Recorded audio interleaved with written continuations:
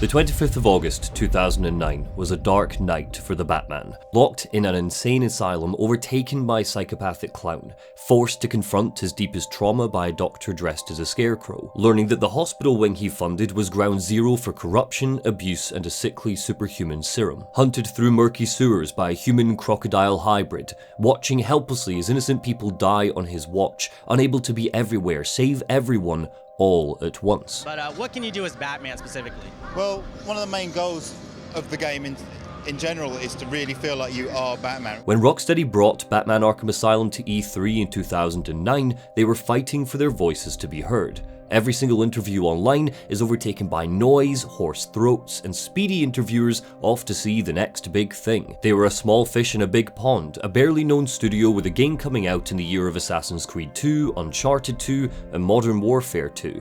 And really, how good could a licensed superhero game actually be? But out of Arkham Asylum's darkness was born a brand new video game Batman with love, craft, care, and colour injected into his veins and the hearts of his enemies. A pulpy, full-throttle swing into madness where, on repeat playthroughs, you can trace the lines of code Rocksteady lay to find their Batman and give his world a voice. We are the Batman, not a copycat, not a video game character with Batman's pus painted on top, not a version of Batman.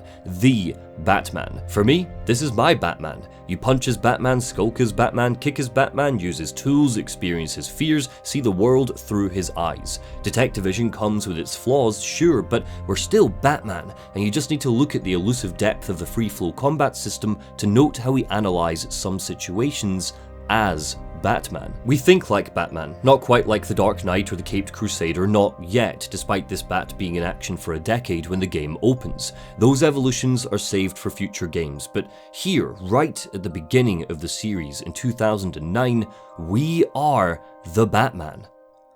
But what the hell does that even mean? Let's face it, Batman is complicated, he's got issues, he's dark, he's got problems, and he overcomes them all, which is what people love about him.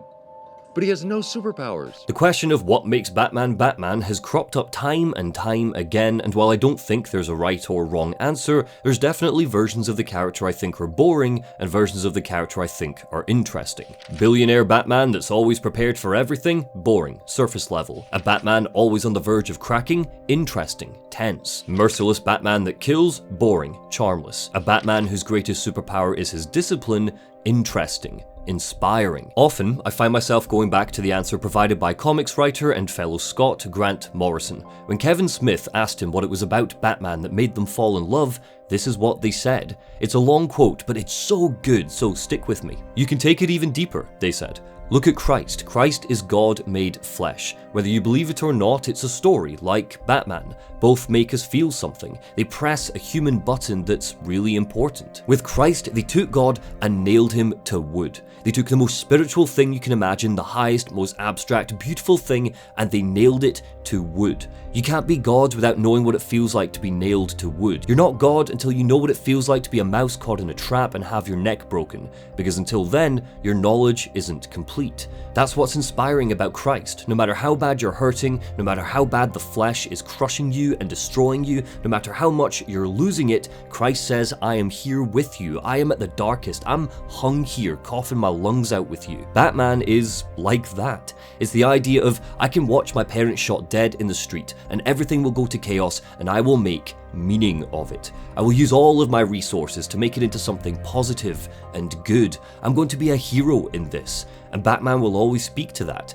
Superman's different because he's of the light, but Batman's of the dark. Like Christ, he's down in the dirt with us, and he's making sense of it all. It's significant. Morrison, along with the artist Dave McKean, created the graphic novel Arkham Asylum, a serious house on serious Earth in 1989. Today, it's better known simply as Batman Arkham Asylum, which, yes, makes finding copies of it online very confusing. In the story, the Joker has taken over Arkham, and Batman needs to fight his way through some familiar faces to bring it back under control. It loosely inspired Rocksteady's game 20 years later, and when I say loose, I mean it. There's no Titan, Two-Face is a key character, Amadeus Arkham is central to the plot, with more page time given to him than Batman. It's also dark, darker even than the game because it's so serious, no camp, no cheese, instead focusing on the twistedness of the asylum. The art swirls off the page, bleeding into maddening colours and shapes, delving into the psychology of the Bat. It's in here that we find a Batman pushed to the brink. We're going to be walking through Rocksteady's Arkham Asylum in detail, but alongside it, I want to tell you the story of a serious house on a serious Earth.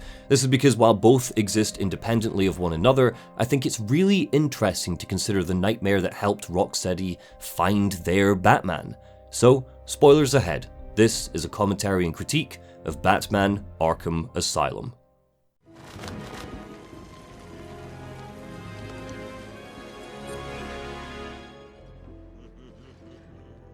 Hey, Sharpe. Love what you've done with the place. That's Warden Shop to you.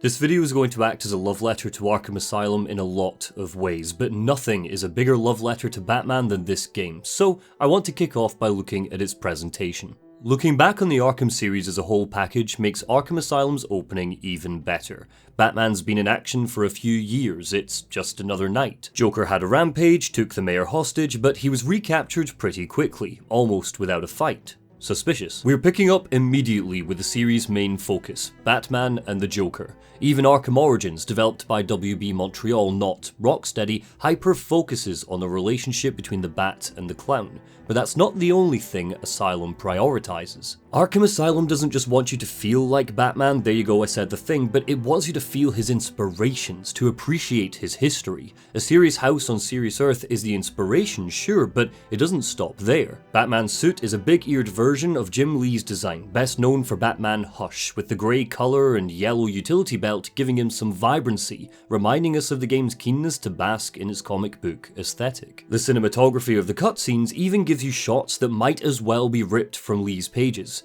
Areas are announced to you with flapping 2D wings that whoosh on screen and off again, understated but noticeable. Even the pause screen wants to impress you. A quick jab of a button and boom, black and white outlines sketch out across the screen, and navigating the menu is an art form in itself with bold contrasts, never letting you forget Batman's comic book origins. The first 10 minutes is an exposition crawl that acts as a streamlined tour through this version of Batman, the Asylum, Barbara, Sharpe, Bowles, Gordon, Joker, and a couple of his other rogues. You could argue that it's a little slow, but I think it's entirely necessary. There are hundreds of versions of the Bat out there, so Arkham needs to draw its line in the sand as quickly as possible, and it does so with a sense of adoration. Paul Dini, Kevin Conroy, Mark Hamill, and Arlene Sorkin are brought over from the animated series to give some legitimacy to the writing and these versions of Batman, Joker, and Harley Quinn.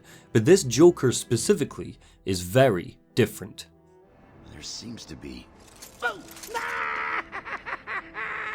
Need to take my temperature? I'd be happy to drop my pants. In the animated series, Mark Hamill's villain and Kevin Conroy's hero first met in the Season 1 episode Christmas with the Joker. It opens with Joker in Arkham. He sings Jingle Bells, Batman Smells before jumping on a rocket ship Christmas tree and escaping.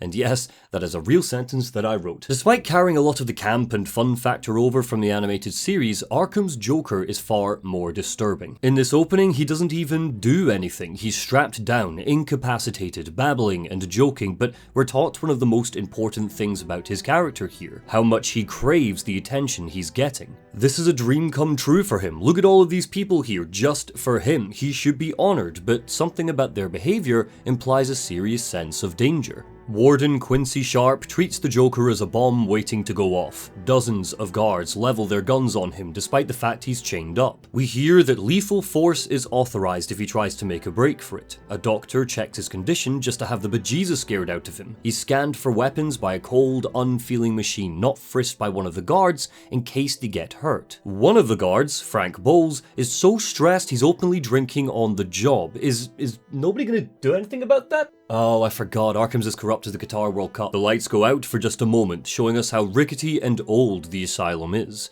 Despite the gadgets and tech, it's incapable of containing the Joker. Before they even have a chance to flicker back into life, Batman is there with his hand around the Joker's throat. Prepared, paranoid. You might think Arkham Asylum's opening is slow, but it's a masterclass in characterizing its people, monsters, and setting. Anyone could go a little mad in here, and by minute 10, it becomes anything but slow. Welcome to the madhouse, Batman! I set a trap, and you sprang it gloriously. But first, every step Batman takes through Arkham's halls is watched by the Joker. He's exposed in here. Sounds like he could do with this video's sponsor, Atlas VPN. If you're not using a VPN right now, then chances are your information is being sold online. Your personal data, what sites you go to, what your browsing habits are, none of it is private, and you're opening yourself up to malware. Having a VPN can fix all of that, and Atlas is the best deal on the market. Right now, they're running a huge discount, which means you can get a 3-year subscription for just $1.99 a month with a 30-day money-back guarantee. It took me less than 5 minutes to get started. I signed up, downloaded the VPN, activated it, and boom. Not only am I protected, but I could watch Matilda the Musical on Netflix over the holidays. It's not available in the UK. And do you want to know the best part? It also lets me save money. No, seriously. Plane tickets, hotels, they all have different prices depending on where in the world that site thinks you're from. It's called price discrimination, and it's going to get worse. But more importantly, games have different prices too. Geez, Australians, you're getting charged through the nose. Through using Atlas VPN's limited time offer of $1.99 a month, I can have more security, more online freedom, and spend less on gaming. Easy choice, right? So, click the link below to sign up today and help the channel out. Thanks again to Atlas VPN, and on with the video.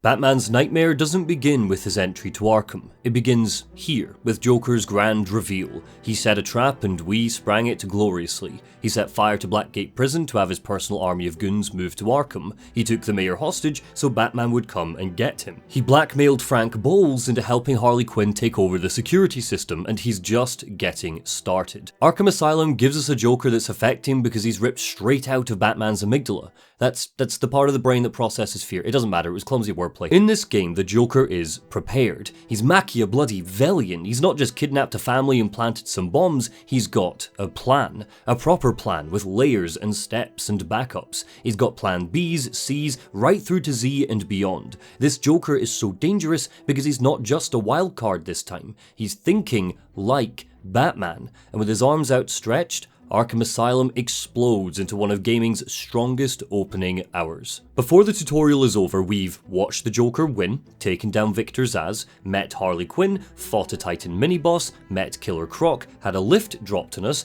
been mocked by the Riddler, stealthed, detectived, punched, grappled, and saved people, all in the game's first building, before being unleashed into the hub world. There's a fundamental strength to choosing Arkham Asylum as a game setting. It leers at a player, offering opportunities for tightly knitted pacing with a crooked hand, opportunities that broadening to an open world Gotham would limit. There's a contextual reason for tossing villain after villain at our hero. They've all been locked up in this prison for far too long. The asylum hasn't treated them, it's tortured them, made them worse. The second Joker and Harley unlocked the gates on their cells, they naturally seized their chance at revenge. This means that any time the story deviates, any time Batman is torn away from the goal of stop the Joker, we don't feel bogged down by busywork. This is the goal, this is the power fantasy, soaring up to gargoyles and landing on Zsasz, saving Jim Gordon, finding trophies to track down the Riddler, because it all leads to the same objective, undoing Joker's damage, regaining control of the asylum. That means Rocksteady can front-load its first hour with a whole host of disconnected faces without undermining the Joker as the juicy big bad. Seeing as how I'm feeling generous, I'll give you this one for free.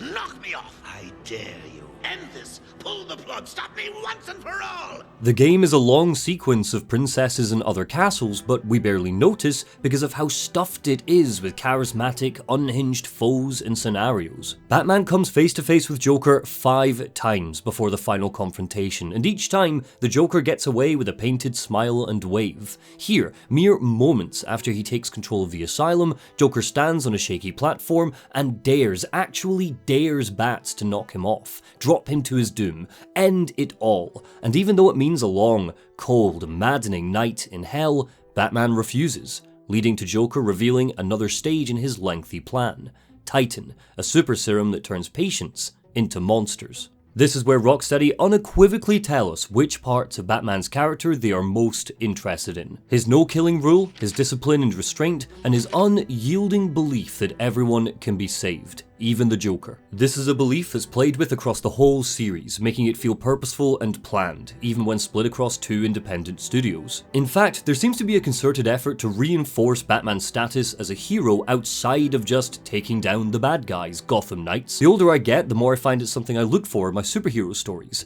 The Killing Joke is a masterpiece, sure, but I don't need or want every Batman story to be that. Sometimes I want to be reminded that my heroes are heroes, Gotham Knights, that they save and inspire people they don't know as part of the story, rather than just a side quest. They don't just beat up thugs in the street, Gotham Knight. Arkham's opening is all about the villain introductions and all about the saving. Numerous scenarios are given to us where we save doctors, janitors, guards, patients, and criminals. We stop Zsasz from killing a guard. We rescue thugs from poison gas. Oh, whoops, don't worry, I'll come back for him. There are lots of moments in the story where Batman puts a momentary pause on his Joker chase to go and help regular people, and yeah, if the gameplay loop was boring, if the combat was unsatisfying, if stealth was frustrating, those diversions might be a mark against the game.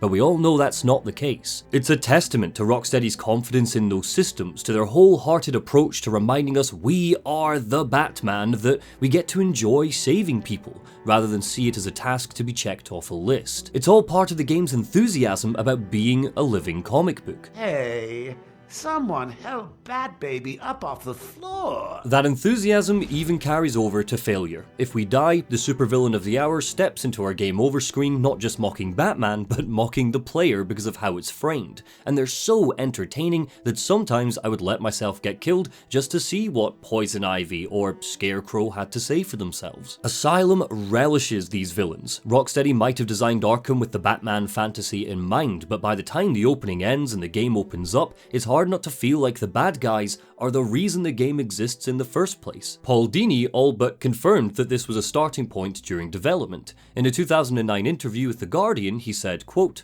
"We knew that Batman would be going into Arkham, Joker would be the ultimate villain, and who Batman would encounter along the way, and from there, we kind of opened it up a little bit to say, okay, who really challenges Batman in this scenario? What villains can we bring in?" Everyone at Rocksteady understood the importance of tone. Arkham was going to be grown up, scary, while keeping the camp, and there's something to be said for how these villains are given a visual identity that leans on this attitude, and is explicitly Arkham. Scarecrow, Harley, Croc, Bane, Joker, Ivy, every single one of them feel like the animated series has grown up and grown teeth. Harley and Ivy are hypersexualized, but I don't think there's any malicious intent there. They're victims of Rocksteady's immaturity, a studio still incredibly early in its career. A grown-up Scarecrow means a mask with thin threads that look like terrifying teeth, while a grown-up Harley means a sexy nurse's outfit. We were still a few years out from Jimmy Palmiotti's run that revamped the character. And actually, wait, can we focus on Harley for a minute? Because returning to these games made me seriously question 14-year-old me. Young Monty, did we really think this was sexy? Or was it just Jessica Nigri's cosplay that did it? Because for a start, this is how she was animated, by one of the devs sauntering around in a mocap suit. And second, in 2022, Harley's animation, just like every other character in the game,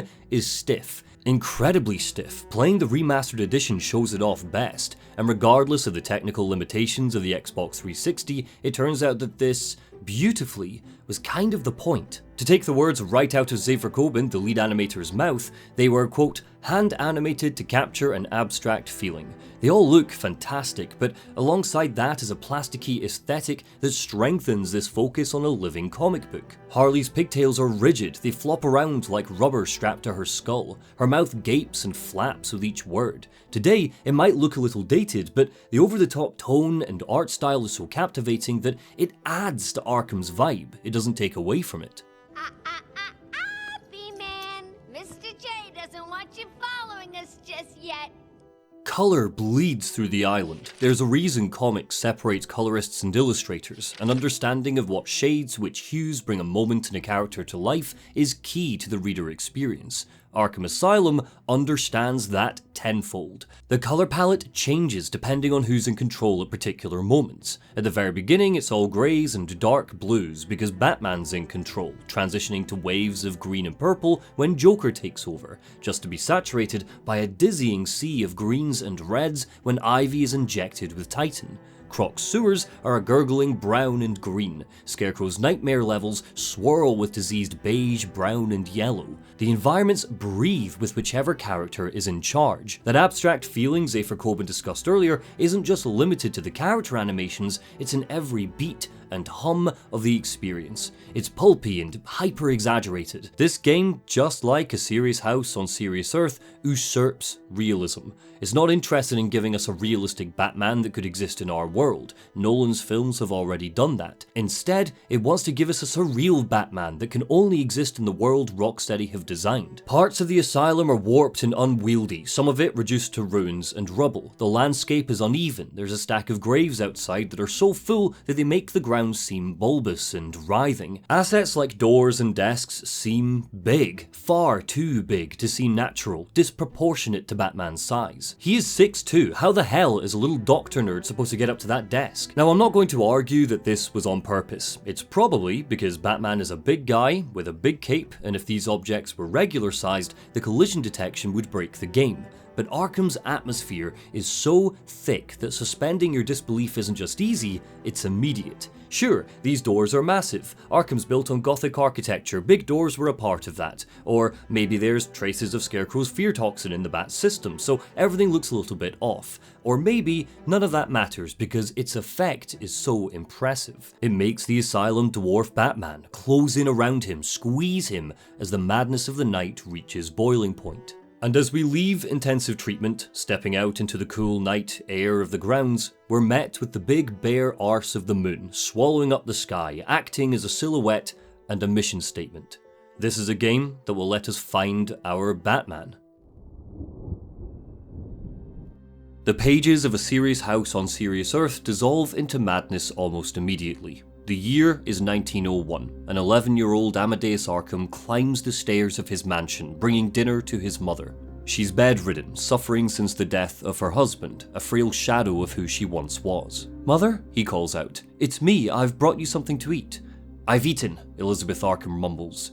"Please," Amadeus says, "I think you should try to eat some of this." "Eaten," his mother snaps back. I've eaten."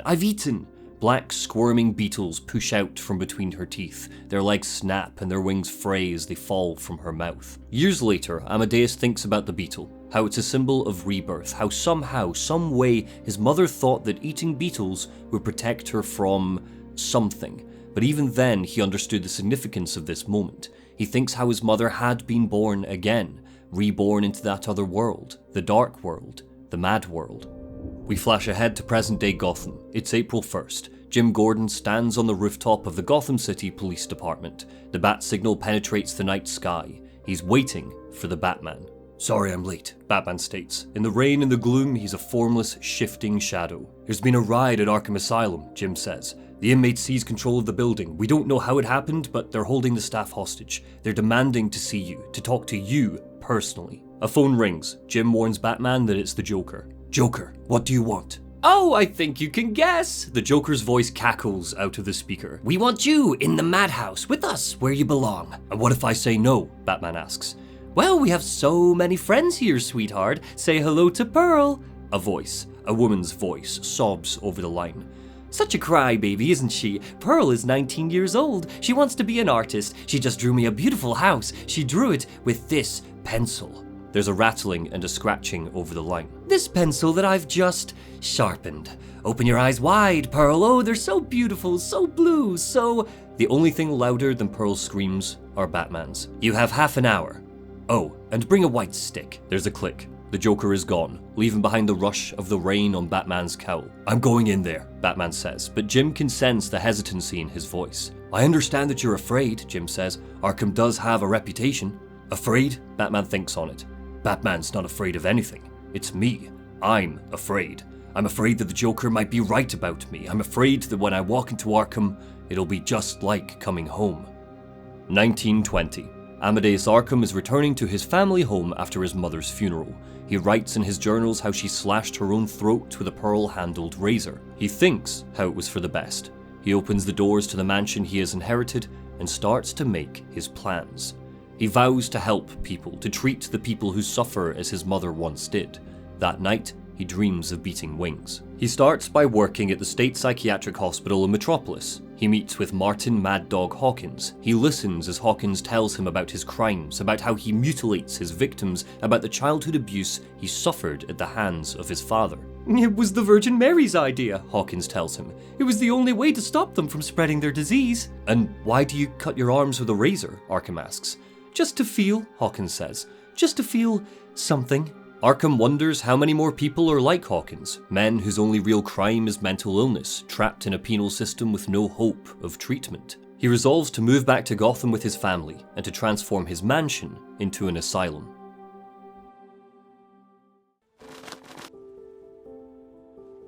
Where's Gordon? Wouldn't you like to know? I'm over here. Shut up! Ah!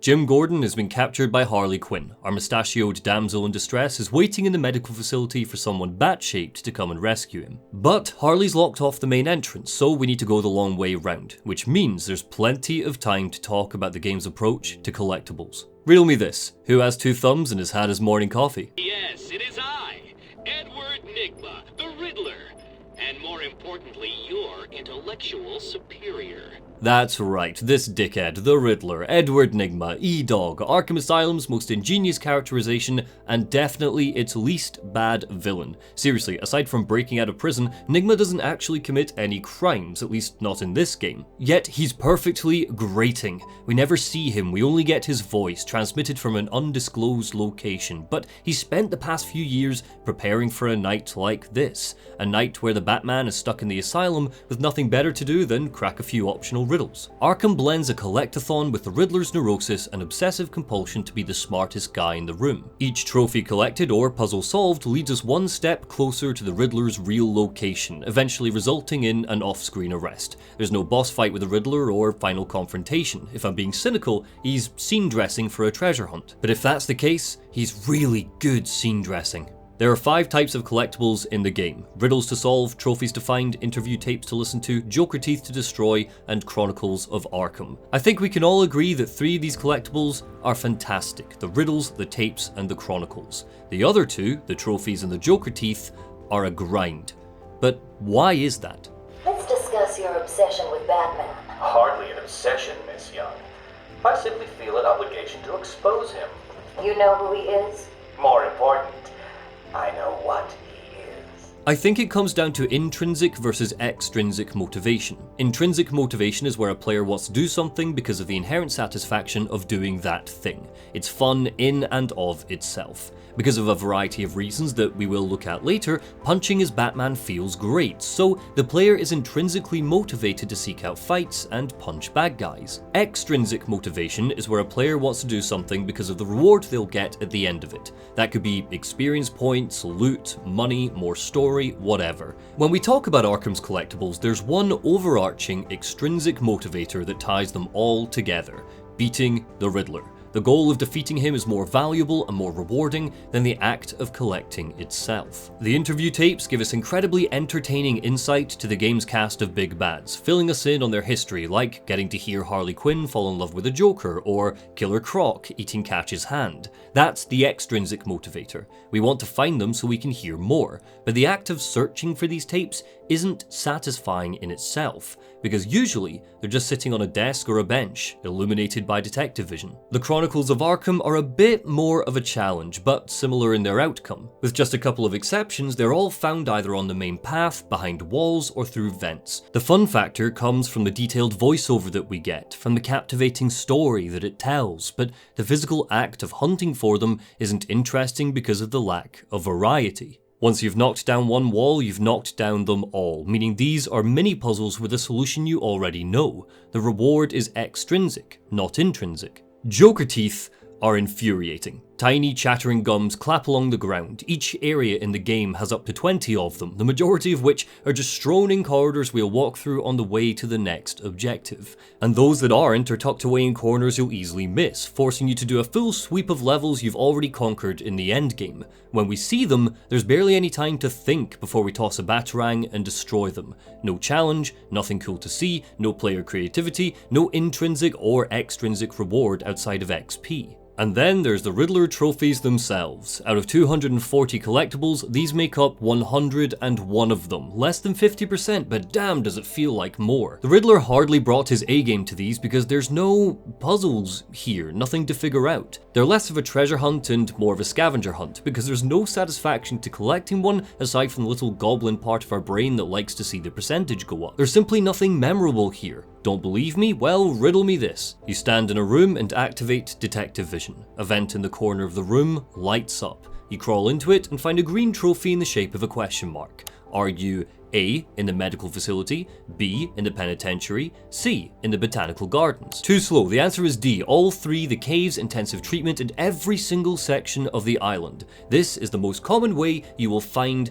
a Riddler trophy. Those of you who watched my Quantum Break critique know I love my spreadsheets and my stats, but this time, the numbers ended up being kinda depressing. To collect them all, you need to fully upgrade the cryptographer and all of the gadgets, which means there are a good chunk of trophies saved for the endgame. By that point, trophy hunting loses a lot of its allure because in the final hour, there's nothing else going on. No villains on the prowl, no goons to fight, no stealth sections to creep through, just Batman, vents, electric panels, and weak walls to blow up. We find the trophies in the same way we find the Chronicles of Arkham, and while that repetition can become quite chilled and meditative while listening to a podcast, I challenge anyone watching to sincerely tell me you were motivated by the act of finding the Riddler trophies. At no point was I seeking them out because that was the fun thing to do. I was seeking them out because I was motivated by the extrinsic factor of taking down the Riddler.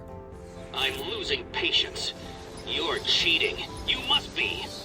Generally, I think there's a couple of directions you could go in with Edward Nygma. Paul Dano's version from the 2022 movie is one of them. He was so pathetic that it was sad and borderline sympathetic. That version explored how damaging his compulsions could be when they were warped by a socio-political agenda. He wasn't enjoying himself, he was on a crusade, and that painted his mental state as explicitly tragic. Asylum's version is much more fun. He enjoys his compulsion, he's pleased with himself. It gives him meaning and purpose, so we don't need to feel guilty about hating him. He's a hypocrite and the butt of a game-long joke. We're encouraged to see him as irritating. Every word out of his mouth is patronizing or insulting. With every riddle solved, he'll accuse us of cheating, which is ironic because we learn that he's a cheater himself, inventing riddles with random answers and historically cheating at quizzes. His role as an antagonist, his characterization, is the #1 motivator for 100% completing the game. His assholery is so effective, so juicily performed, that we want to beat him. If there was no voice acting, if the collectibles just existed in Arkham's world without the Riddler popping up to mock us every now and then, I wouldn't be nearly as interested in collecting them all. What? You found that one too?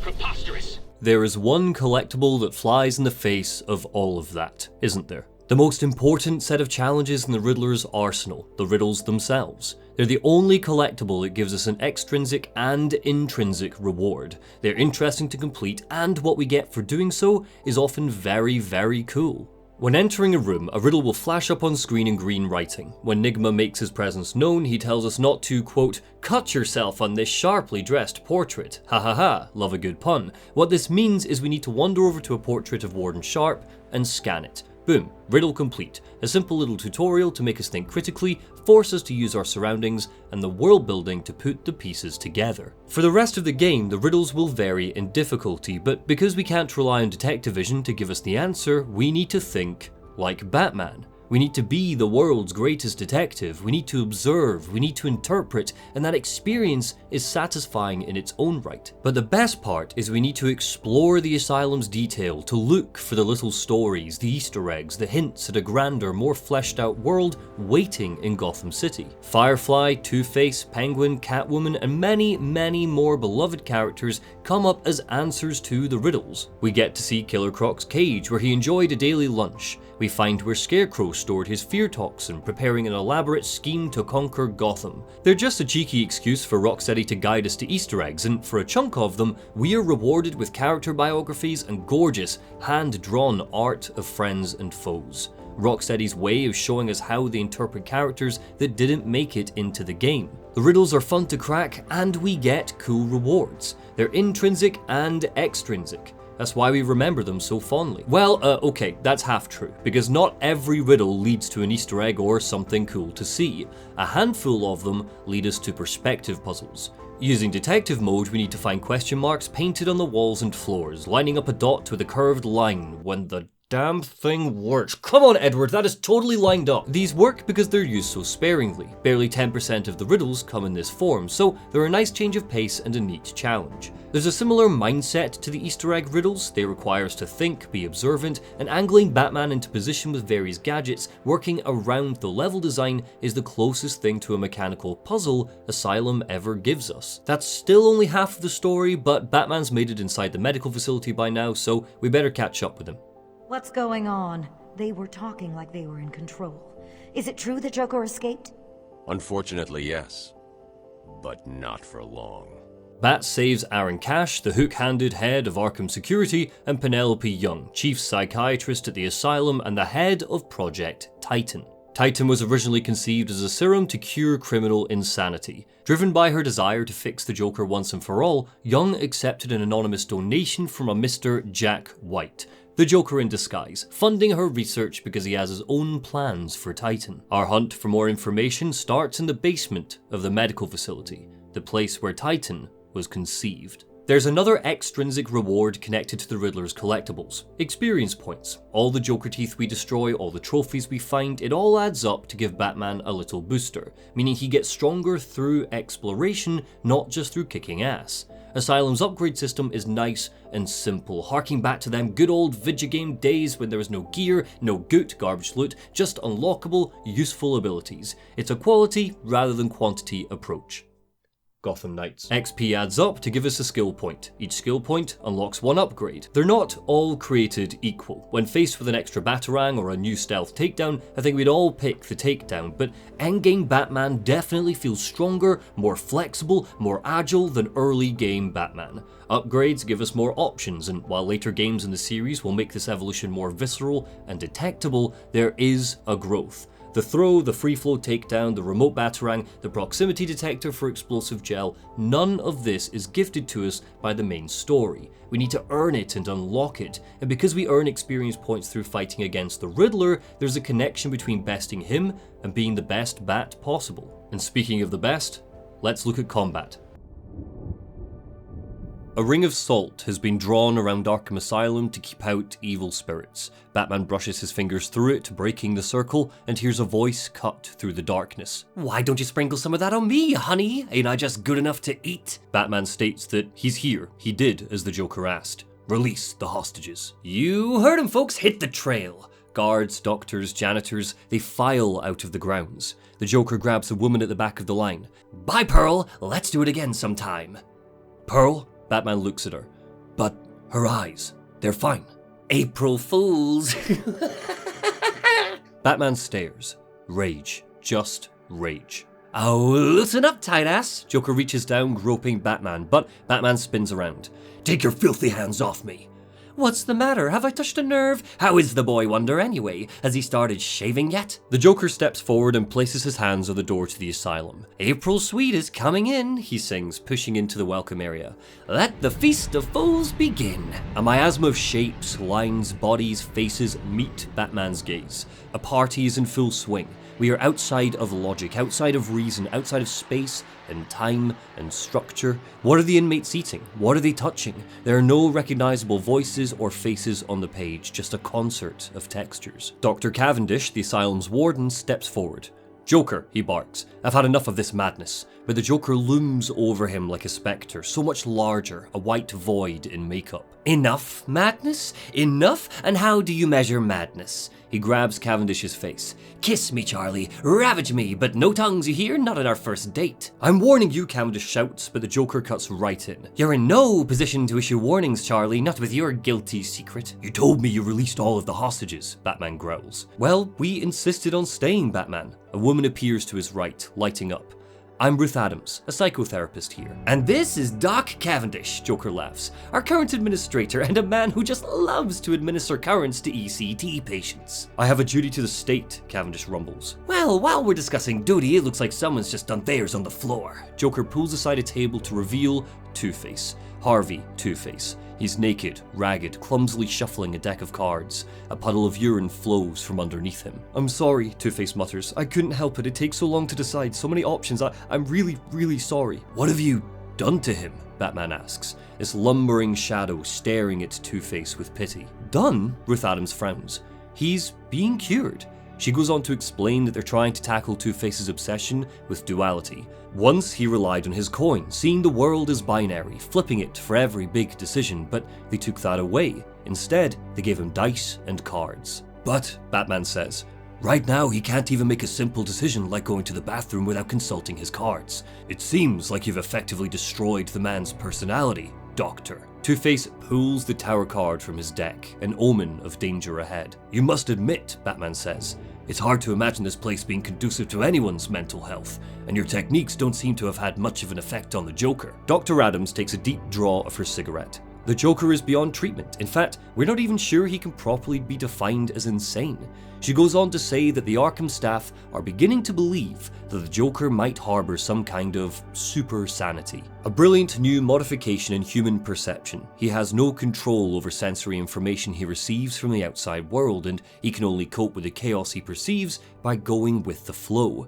He recreates himself every day. The Joker interrupts, picking up an ink blot from the table.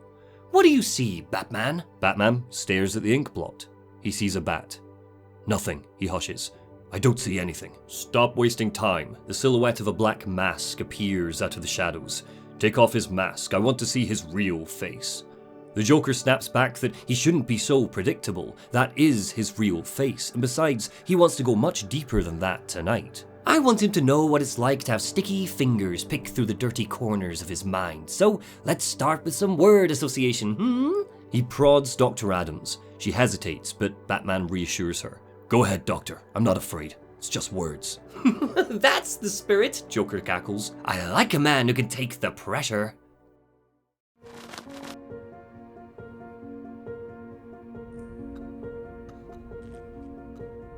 I'm sorry, Jim. Down, down, into the morgue we go, pursuing Harley Quinn to rescue Jim Gordon. There's a secret down here, a twisted shape of human cruelty waiting for the Bat. No, not Bane, we'll get to him in a minute. Someone far more vicious and calculating. Jonathan Crane, aka Scarecrow, brings with him some of Asylum's most memorable beats, injected into the game haphazardly like his fear toxin. Even all these years later, his introduction is chilling. A dead Jim Gordon, the room tilts, cockroaches scuttle across the floor, the Asylum's morgue whispers and laughs at us, Thomas and Martha Wayne spill onto slabs. If this was a horror game, I'd be criticising the hell out of it. The lack of agency and the perspective shift are an obvious gimmick, but this isn't a horror game. It's not out to truly terrify us, it's just out to unnerve us. More about the character work and less about the gameplay, showing us the dreamlike haze that Batman is lost in as he navigates Arkham's tunnels and cells. Even when Scarecrow and his toxin are off screen, the game wants us to consider how maddening a night in Arkham would truly be. This is where it begins. Asylum's Batman embraces the rigid stoicism of the past, which means he says very little across the game, despite the ability for Kevin Conroy's voice to jump the soul out of Jesus. There are few moments where he shows his fear, his confusion, his sadness, because he's Batman. Rocksteady's Bat is all about the power fantasy. Our hero is down in the dirt, tortured by Scarecrow, but he doesn't blink. He just keeps going. It's the visuals of reliving his parents' murder, of thinking Jim is dead, that offer an insight to how he thinks and what worries him without the game needing to state it openly in the text. Later, we will see how this characterization might backfire, but when it comes to Scarecrow, it works. And once he manages to rescue Jim from Harley, we even get a glimpse at his self-doubt. You took longer than I thought. He's out of control. He's trying to prove something. I'm not sure I can stop him this time. Scarecrow and Joker are the least of our problems though, because one of Arkham's deepest secrets is just around the corner. Bane, strapped up, experimented on. The Bruja, Dr. Young, has slowly been draining the venom from his blood to create Titan. This cues our first boss fight, so as Bane breaks free, let's talk punching. I have a confession to make. I think I kinda suck at Arkham's combat. Going back to the game after 14 years of series iterations and copycats made me realise just how reductive my memory of it was. I thought I was going to breeze through this game, it's just mashing square and occasionally hitting triangle, right? The animation and sound design does all the work. Wrong. In 2016, Asylum's creative director Sefton Hill set up an AMA and talked about the inspiration for the game's combat system. Quote, "Combat initially started out as a rhythm action game. It was based on my love of classic martial arts movies. They have this lovely cadence to the combat which I'd never seen done in a game. Even though we removed the rhythm action requirement, the core of that idea lived on through free flow. Arkham's combat is a rhythm game for Batman's fists. It might not be a spectacle fighter like Devil May Cry or Bayonetta, but there's a similar reward for understanding and using it well. Batman looks cool and we feel cool. The face buttons and a couple of triggers can all be used, but typically the focus is on square and triangle. The goal isn't just to survive an encounter, but to get through it with as much flair as possible, without taking a hit. The design of Free Flow lets Rocksteady achieve something that I would have thought impossible. It lets Batman be a crowd control fighter and a one-to-one brawler simultaneously. The beauty of this system is that none of Batman's moves are designed to take down lots of baddies at once. You're forced to fight independently. But while you might start by throwing a couple of punches at one grunt, if you're aware of your space and angle the left stick appropriately, we can fly around the room, launching bats from henchman to henchman. Don't let weaker iterations of the hit-counter formula taint how you remember Arkham's combat. It's not just a counter simulator. That's what copycats like Shadow of Mordor and Mad Max failed to understand. There's no punishment in those games from just relying on square and triangle.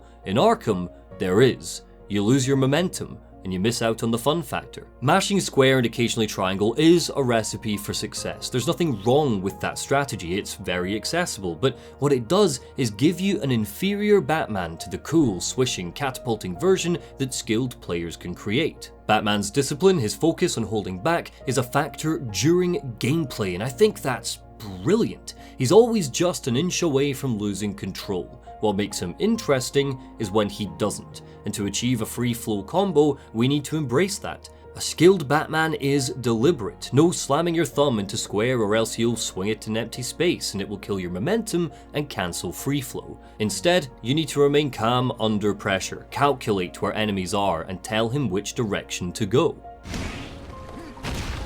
Each punch echoes with a brutal, satisfying crack. Different sounds herald different outcomes, like the end of a fight or a mid-battle takedown. But when we talk about the rhythm of Arkham's combat, we don't just mean the musicality of it, the sound design.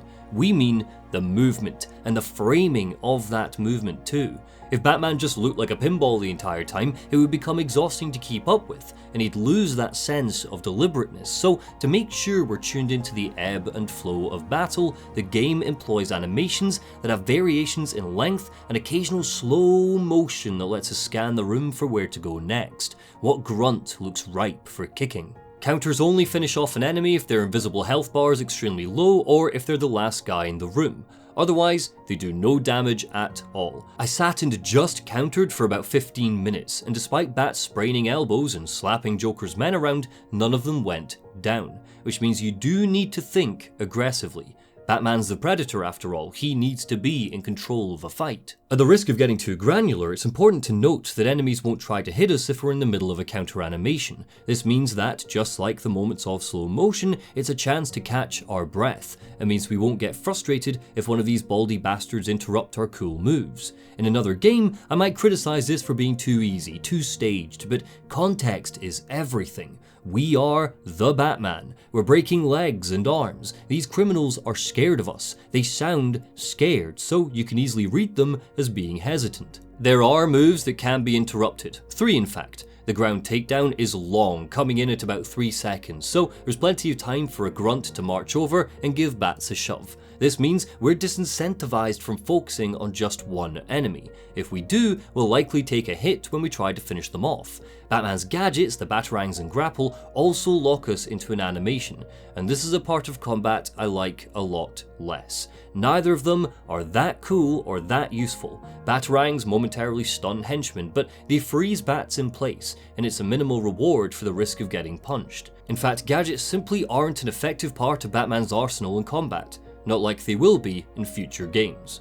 But that's not the only problem Asylum's award-winning combat has. The good doctor won't be a problem much longer. How do you like my puppet? What say we cut him down?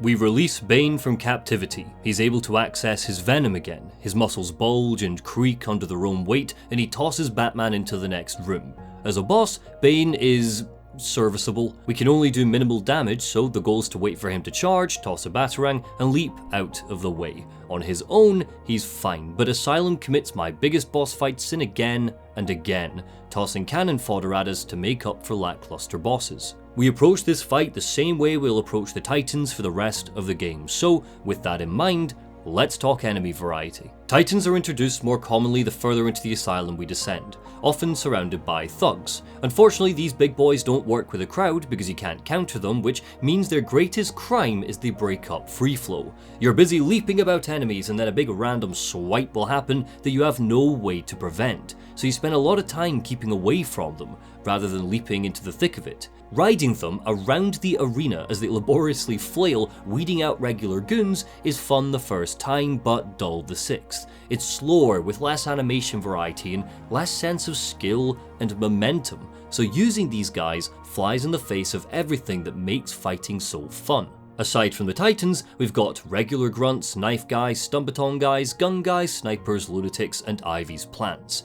8 enemy types all in. Pretty good, how's that for variety? But they're not all winners, so let's count them down. Regular thugs are bare-knuckle brawlers. They're gifts from the game to help us find out what kind of Batman we want to be. A skilled flash in the dark, or a careful defensive counter machine. Knife-wielding enemies need to be stunned before they take their licks. They can't be countered and whip up a frenzy, dealing decent damage, so they always need to be a priority. Well, not always, not if we face the goons with stun batons. They don't just block damage, hitting them without stunning them first can hurt us. They're not just an enemy to fight, they are a hazard during free flow. Making them vulnerable means we need to stun them and flip over them first. I friggin' love these guys and hate these guys. If a grunt gets a hold of a gun, the stakes reach an all-time high. Facing them head on is a suicide mission, especially when playing on hard, so typically Asylum litters stealth arenas with them instead. But sometimes weapons lockers will be strewn around combat rooms. They add to our spatial awareness. We need to constantly monitor those lockers and the henchmen near them while still keeping an eye on every other enemy in the room.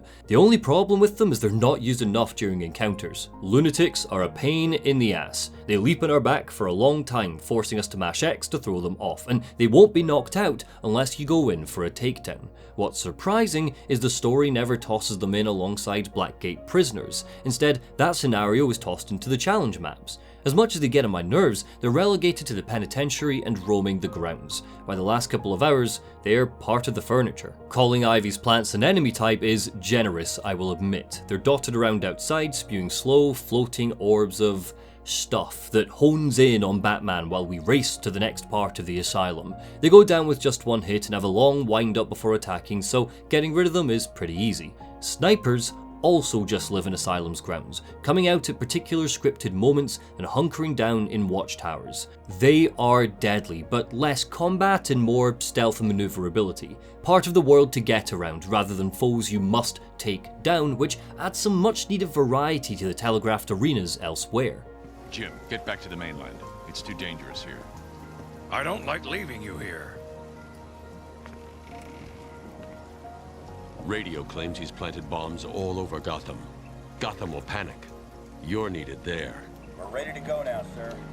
With Bane defeated and possibly drowning, I know Batman doesn't kill, but feel like we should check on him, no? Batman and Gordon learned that Joker's planted bombs all over Gotham, ready to go off if the cops stick their meddling noses into his party. Again, all of this adds to just how prepared Joker was for tonight. We'll later learn that the bombs are a mere distraction, nothing there to really hurt people, but if anything, that adds to just how calculated Arkham's Joker is. He went out of his way to plant fake bombs for the GCPD to find while plotting the Asylum takeover, and he still had time for a chuckle. Gordon sets off to the mainland to search for them, and Batman realizes that he needs to upgrade his tools if he's going to confront Joker. So, what better time to explore the game's Metroidvania mechanics? 1910. Arkham moves his family back to Gotham. He thinks of Michael and the Angels, their battles against the old dragon Lucifer. He plans to bring light to the old corridors of his childhood, to fill the mansion with patience. He plans to prove that reason will triumph over the irrational. His daughter Harriet is plagued by nightmares. He blames the Lewis Carroll that she's been reading. He hopes things will settle once the refurbishment is complete. As he stands in her bedroom, he looks down. A playing card. The Joker. Back in present day, Batman sits opposite Ruth Adams. The Joker gleefully dances around them as she prepares to throw words at him. Mother, she says. Pearl. Handle. Revolver. Gun. Father. Images flash in Batman's mind with each syllable. That tortured night. The night he lost them. The night they died. He grits his teeth. Father. Death. End. Stop. He shakes, trembles, and falls to the ground. Stop. The Joker laughs. In the past, Arkham thinks about his studies, his travels. He scoured the globe for great minds to learn from. Young Crowley, they teach him about the darkness of the human mind and what he might learn from it. When he returns home for Christmas, the house is quiet. The construction is almost complete. The phone rings. It's Metropolis Penitentiary telling him that Mad Dog Hawkins has broken out of prison. They want him to help them figure out where he might go. He tells them it's not his problem. Harriet's bad dreams are getting worse. Arkham comforts himself with the knowledge that all intelligent and beautiful children suffer from bad dreams. He almost wishes she would never grow up. In the present, the clock chimes 10:30. It's getting late, the Joker says. Time to begin tonight's entertainment. The Joker lays out the game. Hide and seek. The Batman has an hour to find somewhere to hide, and when time is up, all of his friends will try to find him. They're all here, you see. Croc, Mad Hatter, Clayface. I don't take orders from you, Batman growls. So, the Joker shoots the security guard in the head. Oh, what a senseless waste of human life, Joker laughs, leveling the gun at Dr. Adams. Now, Batman, run, or the good doctor gets it. Batman runs. He runs through the winding corridors of the asylum, he runs through the wards, he runs through the cells, but his mind's still pulsing with the trauma Dr. Adams ripped out of him. He sees the cinema, the gunshots, the pearls, he hears his mother's voice. It's too much. He no longer inhabits the darkness, he's drowning in it. He needs to snap out of it. He needs something that's going to shock his system back to reality. Just like Mad Dog a century ago, he needs to feel something. He grabs a piece of glass from the floor, jabs it right through his hand. It seems to work. In the pain, he finds clarity. But as he shuffles up the corridor, he moans to himself. Mommy? What follows is a perfect example of how eager Rocksteady were to add notches to their belt and hype up the experience of being the Batman. The Easter eggs, patient interviews, returning voice actors, they're all neat touches, but combine that with a cameo from the Batmobile and a visit to a goddamn Batcave, and you've got a recipe for 15-year-old me to have a whale of a time. Again, it's like every opportunity the game's given to have fun and treat the player it takes. This presentation and structuring is so confident and effective that there's even time for a bloody because I'm Batman joke a third of the way through. A Batcave on Arkham Island? I built it years ago. It's best to plan ahead for situations like this. How'd you manage to keep this a secret? It's me, remember? That's Barbara Gordon, aka Batgirl, aka Oracle, my future wife, and our voice in Batman's ear. In the Arkhamverse, a lot of the big beats from the comics are canon. Joker did shoot and paralyze Babs like in The Killing Joke. Jason Todd was beaten to death with a crowbar like Death in the Family. I think it's an interesting choice to give us Oracle but not Alfred, but this was the era pre-New 52. Rocksteady were clearly inspired by a lot of older Bat tales, so they brought Oracle into the fold to establish a bit of history for their Batman. This was, after all, a few years before Gail Simone's brilliant Batgirl run gave her back the cowl. Her involvement in the story is frustratingly minor. She's an expository mouthpiece, there to give Bats someone to explain his next steps to so we, the player, know what our goal is. Fair enough, but I think there's a missed opportunity to make her more. The Joker's plan is predicated on Batman having one bad night in the asylum and eventually transforming into an insane monster with the Joker. There are thematic parallels between his plan and Alan Moore's famous story, a story that scarred Bruce and Barbara and Jim, so it would make sense for Batman to confide in Batgirl the harder the game gets, offering some more substantial glimpses to the man behind the mask. Instead, Barbara Gordon is here to explain the finer details of Joker's plan to us, just in case we miss it. If Joker gets his hands on this, he will create an army of 1,000 Banes. My God, is Joker crazy enough to do that? What am I saying? You've got to stop him.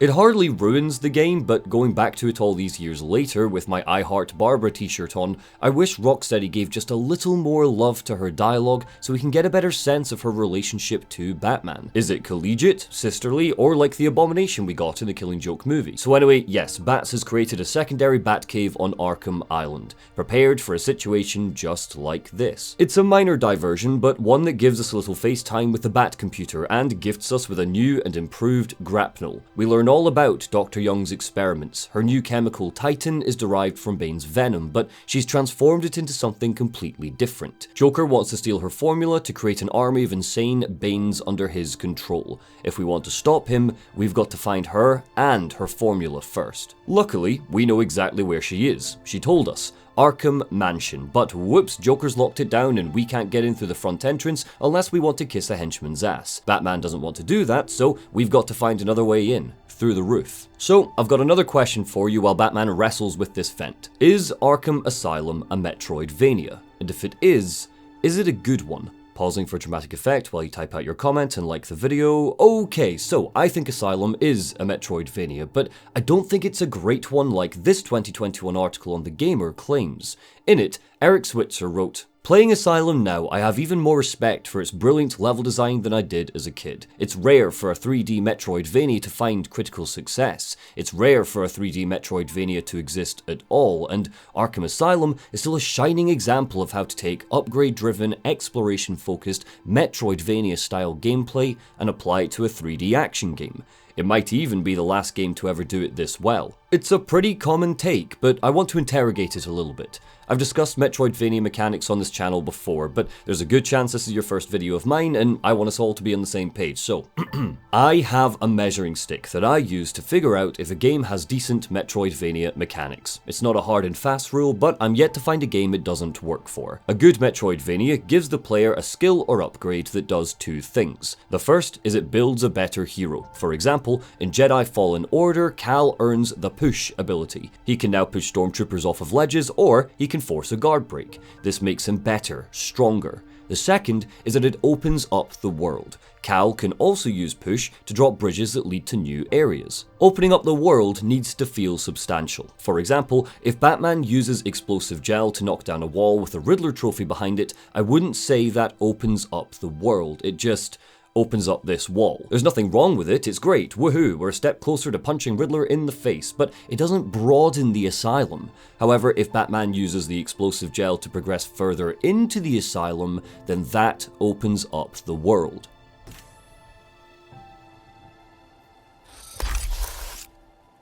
Arkham Asylum has a whole bunch of gadgets, but they don't all achieve these two goals. Some of them open up the world but don't build a better hero, and others build a better hero but don't open up the world. So, to make sure we're thorough, I want to examine 6 of the gadgets. The Sonic Batarang and the Remote Batarang aren't given to us by the main story. We need to invest our skill points to unlock them. Both are solid tools in the Bat's arsenal when preparing for a stealth section, especially the Sonic Batarang. It can be lodged near a knocked out thug to lure his pals over, and if you upgrade it fully, it can automatically zap them, knocking them out. The same goes for the remote Batarang. If an enemy is blocked or out of view, like a sniper, you can send it careening through the air to stun him and nab some precious seconds to get closer.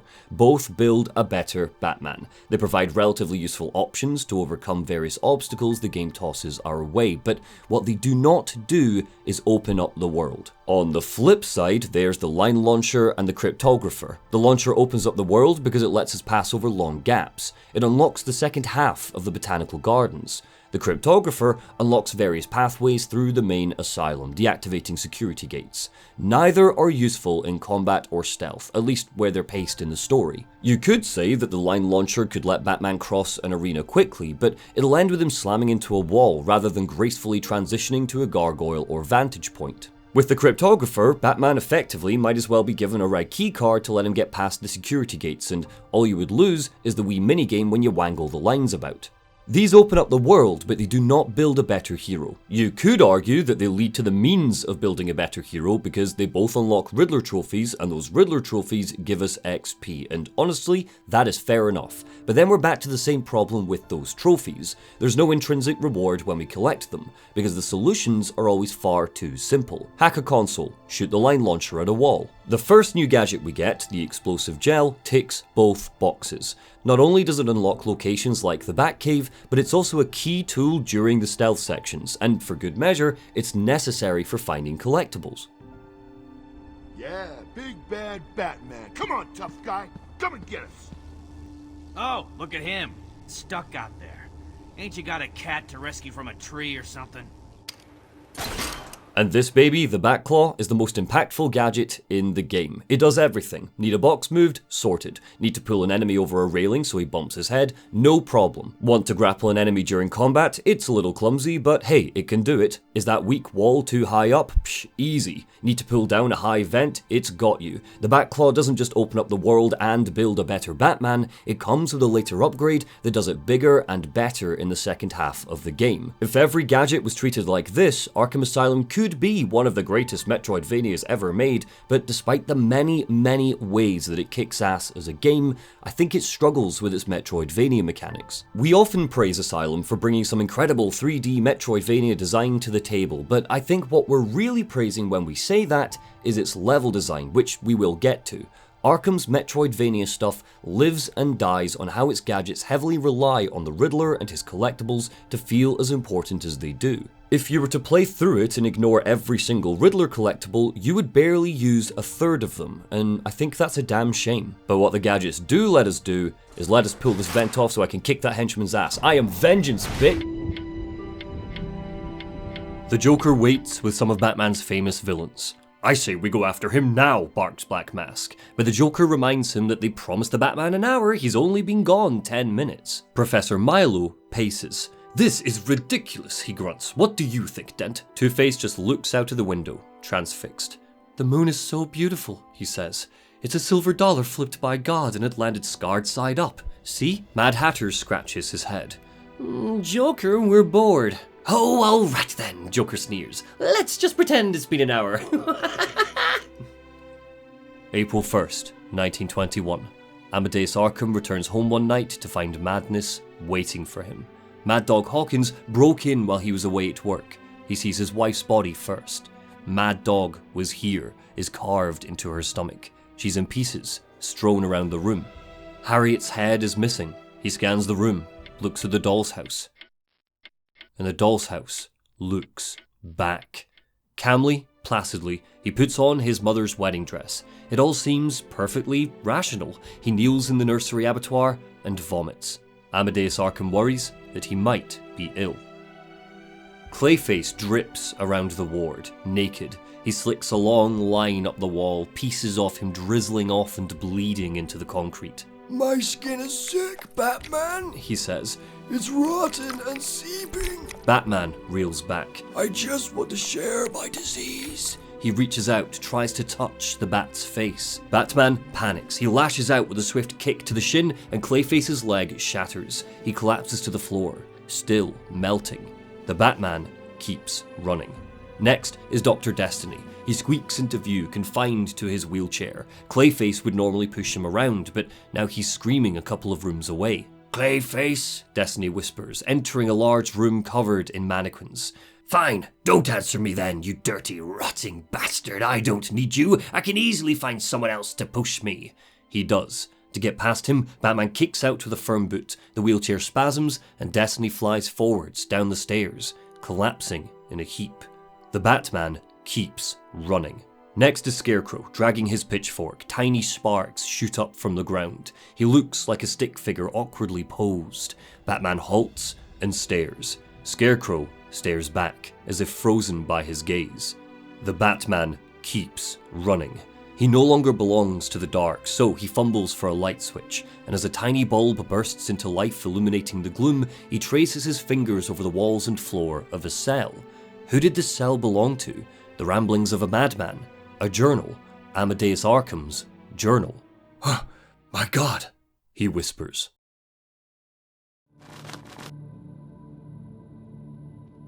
Arkham Mansion stands in direct contrast to the dilapidated white corridors and wards of the rest of the asylum. It's grandiose, garish, gothic, filled with varnished wood, libraries, and trophy cabinets. Warden Quincy Sharpe lives in the lap of luxury here. With a roaring fireplace and soft carpets, he's transformed Arkham Asylum into a shrine dedicated to his ego. Paintings of him hang on the wall. A statue of his idol, Amadeus Arkham, is thick and looming, welcoming you to this domain. Even comparing the mansion to the grounds tells you everything you need to know about Sharpe's arrogance. Outside are cold, metallic watchtowers, spikes are stuck to roofs, but inside the mansion what we get is a feeling of comfort. Sharpe simply doesn't believe that he needs to reinforce his office or the journey to it with security gates and impenetrable doors, because he believes himself to be untouchable. Hilariously, the Joker and his men have capitalized on this. They're here in full swing, tearing the place apart in a desperate attempt to find the Titan formula. This was once the home of Amadeus Arkham, the asylum's founder. A serious house on serious Earth tells us all we need to know about his own personal descent into madness, but just in case you haven't read the graphic novel, the Chronicles of Arkham are here to spell out the corruption and hypocrisy at the heart of his institution. I took a walk around my island.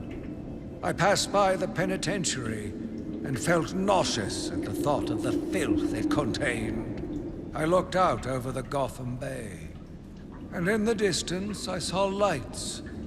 No doubt boats bringing more filthy degenerates to my city. It's through these collectibles, this side quest, that we get a really affecting story that gives us a parallel between Batman and the man that Arkham once was. Both had their family murdered, both turned that darkness, that hate, into something hopeful. Batman wanted to extinguish crime in Gotham altogether, and Arkham wanted to treat the criminally insane. Where they part is Arkham's fate. In astounding detail, the Chronicles depict a man who created the asylum with the best of intentions, but after his attempts to cure his family's killer failed, his entire outlook on his patients became twisted and malformed, eventually becoming a patient in his own asylum. Arkham's Chronicles give us an example of a Batman gone mad.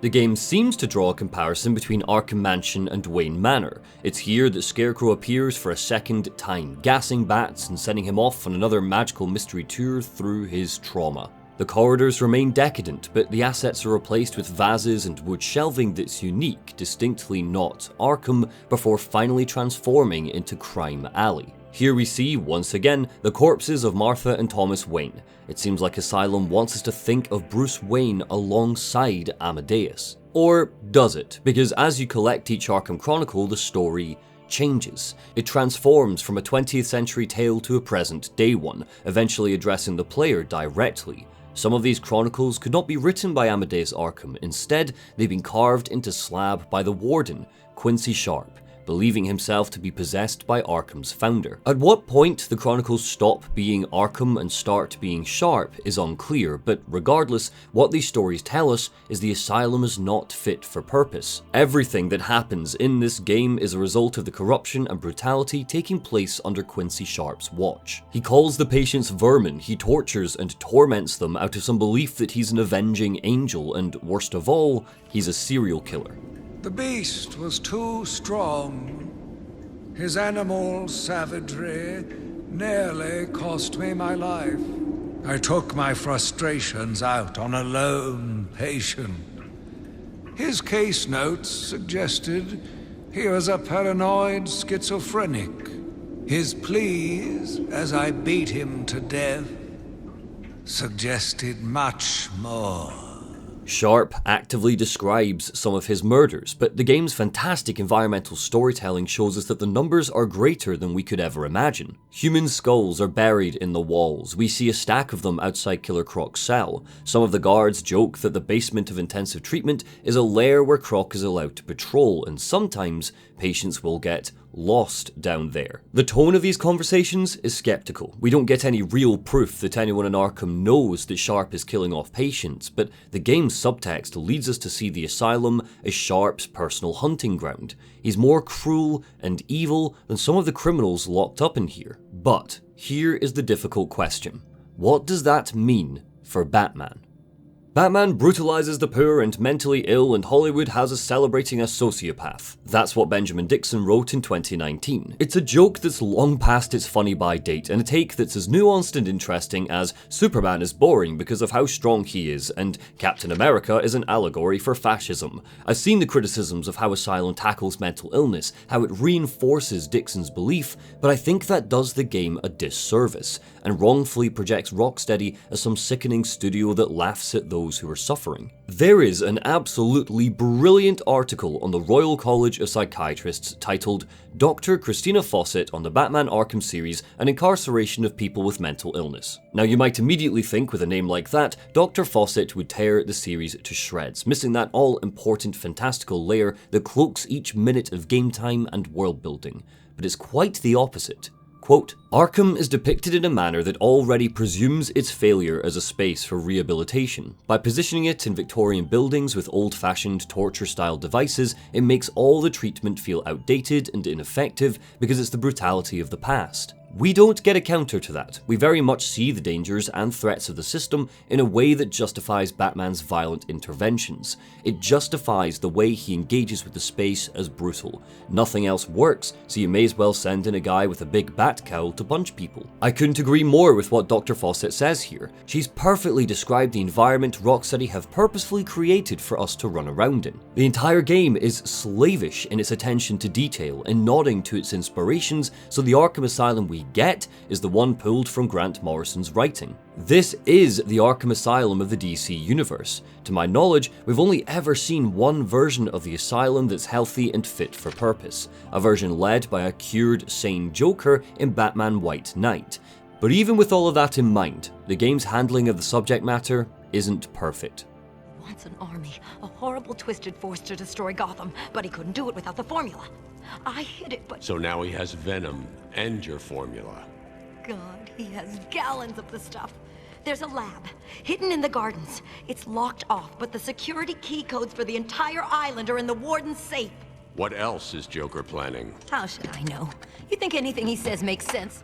We eventually find Dr. Young in Quincy Sharpe's office. Saving her from Victor Zsasz, she goes to get her formula, but we're far too late. Joker got there first, stealing the formula and planting a bomb that kills her. Over the course of the night, Batman will watch helplessly as Joker commits many, many murders. This is a story where he fails to save everyone, and it's certainly one of the areas where Rocksteady's focus on his sobriety, his ability to mask his emotions, becomes more of a frustration than a benefit. I don't believe Bats should be on his knees crying over Young's corpse. She's a mad scientist who developed Titan by experimenting on a patient. She's hardly innocent in all of this. In fact, the entire series is triggered by her accepting an anonymous, sketchy donation and Sharpe approving her inhumane work. But I do believe Batman should comment on what's happening in a more personal way. This is a version of our hero who misguidedly thought throwing money at Arkham would help cure the patients within it. He funded the entire medical wing, and tonight he's faced with the consequences for that misguidedness. He put his trust in the Arkham staff to treat the likes of Victor Zsasz,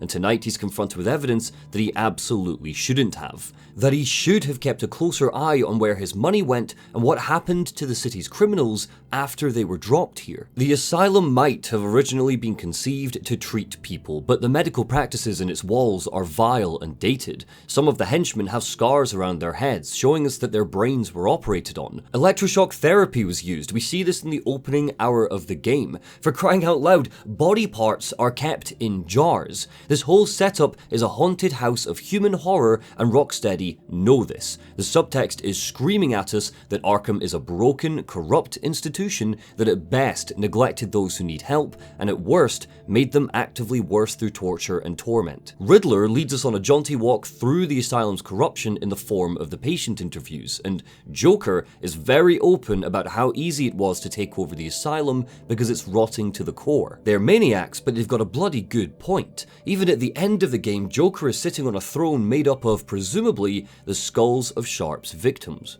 My name is Quincy Sharpe, the spirit of Amadeus Arkham. You have done well to decipher my story, and I pray it has helped you on your path. I trust that through my writings you will do what is right. Please, I implore you, continue my work. This city deserves a savior. Continue my work. When we collect all of the Arkham Chronicles, we are offered a legitimate piece of detective work. Sharpe outwardly challenges us to figure out his identity, who's been scribbling these notes down and hiding them in the walls, and if we've been paying attention, we can head back to where he was for one final confession. The game ends with Sharpe getting away with claims that he was victimized by the Joker, and Batman says nothing. He doesn't make a single comment. He doesn't reach out to Oracle to ask her to track him down. He doesn't get in touch with Gordon to warn him that a serial killer has escaped the island. I don't subscribe to the belief that Asylum is problematic, I just think it misses a great storytelling opportunity. You can't accuse the game of not taking a stance because it does. The architecture of the Asylum that places Sharpe's luscious mansion alongside the claustrophobic tunnels and cells do 50% of the talking. Paul Dini wrote into the game that Joker's henchmen from Blackgate were brought over to the asylum so we don't just need to fight torture patients. Instead, we're focusing on regular, sane criminals that are completely in control of their faculties. The lunatics are the one exception to that rule. They're the most annoying enemy type and the one that makes me the most uncomfortable because of how aggressive Bats is. But the game arms you with tools to help suspend your disbelief. Batman only takes them down with one hit. He doesn't relish in scaring them and hurting them like the regular Blackgate thugs. Is it a brutal animation? Yes, but it's the same animation he uses when taking down innocent people under Ivy's control later on. Could Rocksteady have animated a more gentle takedown, similar to what Insomniac's Spider-Man did when he had to fight innocent people? Of course, but there's evidence here that Rocksteady tried to make Batman's actions speak louder than words. In this mansion, Batman shows no reverence for the old architecture or even Asylum as a structure. In fact, he trashes a chunk of the building when he drops a bell tower on it. His behaviour shows us that he's understood the Asylum doesn't necessarily deserve to be saved, but he has to stop the Joker or people in Gotham will die. The game condemns Sharpe and the Asylum. I just think it's a waste that Batman doesn't. Despite the secret room in Sharpe's office with some bait for a second game and a post-credits scene, Rocksteady weren't planning for a sequel. Arkham City was barely a glint in Sefton Hill's eye in 2009, so they didn't have a clue what the fate of the Asylum would be. But we do learn in the sequel that it was shut down. With the benefit of hindsight, I imagine Rocksteady would have patched in 1 or 2 lines of dialogue to Asylum that indicated Batman played a role in that shutdown. Poor Dr. Young. Still, you know how Mr. J hates a squealer. Talking about squealers. Somebody help me! Our foray into Arkham Mansion is one major setback. Not only has the Joker stolen the Titan formula and murdered its creator, but Harley Quinn's now here to tell us that she's captured Warden Sharpe. Oh no, he's such a stand-up guy, we better rescue him. It's time for a hunt. Twinkle, twinkle, little bat. Mad Hatter sits in the asylum kitchens. Huge pots and vials bubble with chemicals and gases. He takes a deep breath of his pipe, and as he speaks, his words are thick with smoke. How I wonder where you're at. Hatter tells Batman how he was so glad he could make it. He has so many things to say. You must be feeling quite fragile by now, I expect. This house, it does things to the mind. Batman says nothing. just a shadow. Where was I? Where am I? Where will I be? Ah, yes, the apparent disorder of the universe is simply a higher order, an implicate order beyond our comprehension. That's why children interest me. They're all mad, you see, but in each of them is an implicate adult order out of chaos. He strokes a frail white dress draped on the floor. To know them is to know myself. Little girls, especially. He takes a deep breath. Sometimes, he says, sometimes I think the asylum is a head. We're inside a huge head that dreams us all into being. Perhaps it's your head, Batman. Batman turns to see a huge mirror. He reaches out, touches the glass. Arkham is a looking glass, Hatter says, and we are you. November 1921. The Elizabeth Arkham Asylum for the Criminally Insane opens its doors. One of Arkham's first patients is Mad Dog Hawkins, the man who killed his family. Hawkins relishes telling Arkham what he did to his wife and child, all of the gory details repeated over and over. Arkham patiently listens. He treats Hawkins for 6 months. He's praised for his courage and compassion. And on April 1st, 1922, he straps Mad Dog into an electroshock couch and burns him alive. It's treated as an accident. These things happen. Arkham can't escape the smell of burned skin, but even after taking his revenge, he feels nothing. Often, he visits a secret room in the asylum, a room only he knows about. There, he keeps his journal up to date. Routine is important, he thinks. It diverts the mind from the more morbid things. Sometimes he hears laughter coming from an empty cell. He tapes up his mirror. That seems to stop it, but the longer he works, the more patients he treats, the more he feels like he's just become an essential part of some incomprehensible biological process. The house is an organism hungry for madness, he writes in his journal. It is the maze that dreams, and I am lost. Arkham Asylum wasn't the first game to adopt a system like detective vision. You could arguably date it back to Ocarina of Time or Condemned Criminal Origins, but the most obvious influence is in Assassin's Creed's Eagle Vision. However, the reason why, even today, we compare stuff like Witcher Sense or Wraith Mode to Detective Vision and not Eagle Vision is because of how confident and impactful Rocksteady's design of it is. Quincy Sharpe took a bump to the noggin when Harley Quinn kidnapped him, so we need to track him down by following his blood. This journey takes us across the island to the penitentiary that houses Arkham's lunatics and one more big bad for us to take on. So, what better time to really look at Detective Vision and see how it holds up all these years later. Bowles dropped his flask. Sloppy. Let's see what the forensic scanner picks up.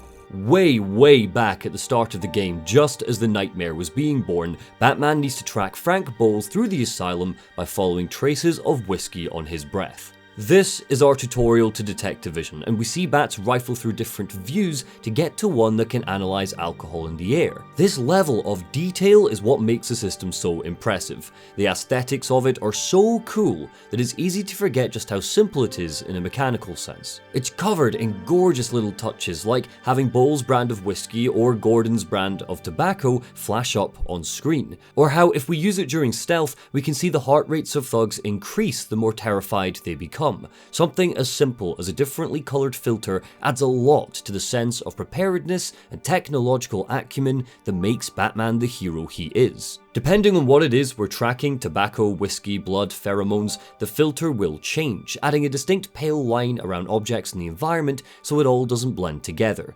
This gear is integral to Batman's role as the world's greatest detective, with tiny pieces of information flashing up on screen like whether or not someone is unconscious or dead. You're reminded of Batman's non-lethality in this mode and how it contrasts with the murderous instincts of his villains. But what we do in Hour 1 to find Frank Bowles is identical to what we'll do in Hour 8 to find Quincy Sharpe. We jump into first person mode, find something to scan, and then follow the blue brick road to our destination. There isn't really much detecting. Comparing the thought process behind the riddle hunts to the thought process behind these small detective vignettes is night and day. Batman's gear does all of the deduction for us here. We don't need to piece a crime scene together because the crimes are always so simple. Sharpe's cane is on the floor. It's the only notable thing in the room. I wonder what I need to scan. In an interview with Games Radar, senior gameplay programmer Paul Denning gave us a little bit of insight as to why Detective Vision was designed the way it was. Quote, "Originally, our forensic system was a lot bigger," he said. We had 4 months prototyping at the beginning of the project, and a lot of the stuff we did for forensics we ended up dropping or leaving out, because we didn't really think it would fit with the way the game was going. If you look at the way the forensics works, there's not much of it in there, and we felt that any time you needed to learn a mechanic, it would almost be thrown away straight away because you'd be past that section. Because of how the game is structured, Rocksteady decided to focus on one simple tool that did a lot of stuff at once, rather than adding depth for depth's sake. I don't completely agree with the arguments that detective vision does too much. For example, the fact it highlights vents to crawl through or walls to destroy adds to the sense of empowerment we get when using it, but I do think it lacks dimension. It might have been a purposeful decision by the team, but it's still a bit of a letdown during sections like this where we're tracking down Sharpe or Bowles. There's no variation here, nothing to throw a spanner in the works like a disruptor or, I don't know, a second brand of whiskey that could confuse us. Stop, Batman, please! You've got to help my babies! I'm really not interested in a bunch of flowers, Ivy. They're in pain, crying for help! Just stay where you are. Last thing I need is you running free. Deep into the penitentiary, we eventually find the Green Mile, a long walkway leading up to a vast chamber dedicated to poison Ivy. There's a 1-2 punch here where she begs both Batman and Harley Quinn to release her, independent of one another, and both of them are so uninterested in the plight of her plants that they tell her to get lost. However, Harley, thinking what's the harm, lets her out so she can run off to the botanical gardens. Rocksteady originally wanted to add Mr. Freeze to Asylum's rogues gallery, but chose not to because they thought they'd have to bastardize his characterization in order to make him a threat. They thought Freeze's goals wouldn't align with Joker's, so in an environment like the Asylum, he wouldn't get in Batman's way. If anything, he'd probably help him. There's a similar risk with Poison Ivy. She's fond of Harley, frustrated with Batman, but despises Joker. She's always been an eco-warrior, so making her a sincere, tangible threat in the comics often involves her powers spilling out of control. Just look to Tom King's stellar run where she takes over the world, leaving just Batman and Catwoman to take her on. That's exactly what happens here. Her villain turn in Asylum only comes after Joker injects her with Titan, so we get an excuse to fight her without needing to worry about any messy character stuff. There's also... Do you smell that? It smells good. Wow. Huh. You know, maybe detective vision isn't flawed after all. Yeah, it's perfect just the way it is. Everything's perfect, especially Ivy. She likes detective vision, so I like detective vision. Yeah, mechanically it's great, man. The game offers up opportunities to use detective vision during exploration and outside of these scripted moments where we follow smells or fingerprints. It reveals electrical currents under the floor or through walls, so we can follow them to security panels and unlock more spaces. True, it does boil down to following the thing again, but I like that Rocksteady have tried to cram in as much usefulness for it as they can in regular gameplay. Look who's finally turned up, the Dark Knight himself. How's it hanging, Babs? Got a little problemo for you. See those 2 guards over there? I know, shocking. How you gonna save them? Harley strings up a couple of security guards above electrified water and counts down while we scramble to find the panels and shut off the power. Here, there's an immediate correlation to using detective vision and completing an objective, and it's not the only time the main story uses it to overcome a villain-specific obstacle. It's also a key crutch during stealth because it lets Bats see enemies through walls, simulating that feeling of being the Batman. Activating it would be the first thing I'd always do at the start of a stealth arena, just so I could get a lay of the land and where all the vantage points are. Where are the explodable walls? Where are the gargoyles? Where are the vents? Where are the goons? 4 important questions when plotting my route, and 4 important questions the detective vision answers. When using the challenge maps, I like to give it a go without detective vision, just to challenge myself, and while that does add a sense of difficulty, I think it takes away from the sense of being a predator just a little bit. You don't realize just how cool something is until it's gone. I just wish there was a way to tag enemies with it, because turning it on flashes up an obnoxious split-second sheen of white is hard on the eyes. It's also useful in combat. The Arkham games are generally fantastic at illuminating important information through colour coding. For example, the stun batons that thugs wield are a bright, shiny blue, so they stand out. But if you need that extra leg up, you can turn on detective mode and see which baddies need to be prioritised. Guns, knives, batons, they all light up a crystal clear red, so you can reset your spatial awareness during free flow. It's basically an accessibility feature years before they were expected in AAA games. Fancy another interview? When Sefton Hill spoke to Gamasutra, he described how they found their Batman. Quote, "We started by taking facets of the character from the comics directly and said, these are the things that are Batman. We wrote those things on a board and said, we have to make a game that really exaggerates these things and brings them to the fore." Detective Vision really exaggerates Batman's technical prowess and his preparedness. That was Rocksteady's mission, and even when we're a little frustrated by how surface level it is, it's hard not to look at Asylum and think, yeah, mission complete, you did it. I feel like Batman, and I just started thinking like him all the way back here. Hey, hands off the merchandise! That's my party list! Quiet. Why the smiles next to certain names? You're the detective, you tell me! I can't say the same for how we take down Harley Quinn. She hides up in a control center and we fight a handful of goons before locking her up in a cutscene. Even throwing her in as part of the hordes we need to battle would have been better than this. It's a real disappointment, only softened by the hilarious reveal the Joker is so petty that he strikes her off his party list because she was defeated by us. But with Quincy Sharpe sadly saved and Harley Quinn out of the picture, it's time to follow Poison Ivy to the Botanical Gardens. Let me get my wellies. The entrance to electrocompulsive therapy has Greek letters scrawled above it, a childish chisel into the rock stating, "Discover thyself." Inside sits Maxi Zeus, plugged into the generator. Wires are inserted into his temples, his chest, his arms, his legs, charging a steady flow of electricity into his body. His skin is blue, or is it just the light? Nobody can tell. "Ah," he muses as Batman enters. "Ah, pilgrim, come into my essence, pilgrim, gaze upon the Lord thy God." He holds an oak barrel in his hands. Hundreds of flies buzz around it, too many to count, like they could swarm and overtake Zeus at any moment. "The fire of heaven," he says. "Look here, I've saved it all. There's power in it, you see." Batman can't bring himself to speak. Zeus takes the lid off of the barrel and even more flies burst from within. He stares inside with provenance. "Eat. Drink, this is my body, this is my blood. The AC/DC altar awaits. Let me know you in the form of a shower of sparks." He offers the barrel towards Batman. "Here, my gift to you. I can give you power." Batman backs slowly out of the room before returning to the shadows. Again, he runs, with Zeus's screams echoing through the tunnels behind him. Amadeus Arkham is at the opera, Wagner's Parsifal. His friends have dragged him out tonight because of his ill health. They're hoping to pull him away from his work. He worries that they don't understand. He's breaking. Time is becoming strange. Back at home, he takes mushrooms, hoping they'll give him clarity. His thoughts come together and tell him that the house, the asylum, it's alive. It's trying to communicate with him. He watches as two clownfish glide through the air toward each other, making the sign of Pisces.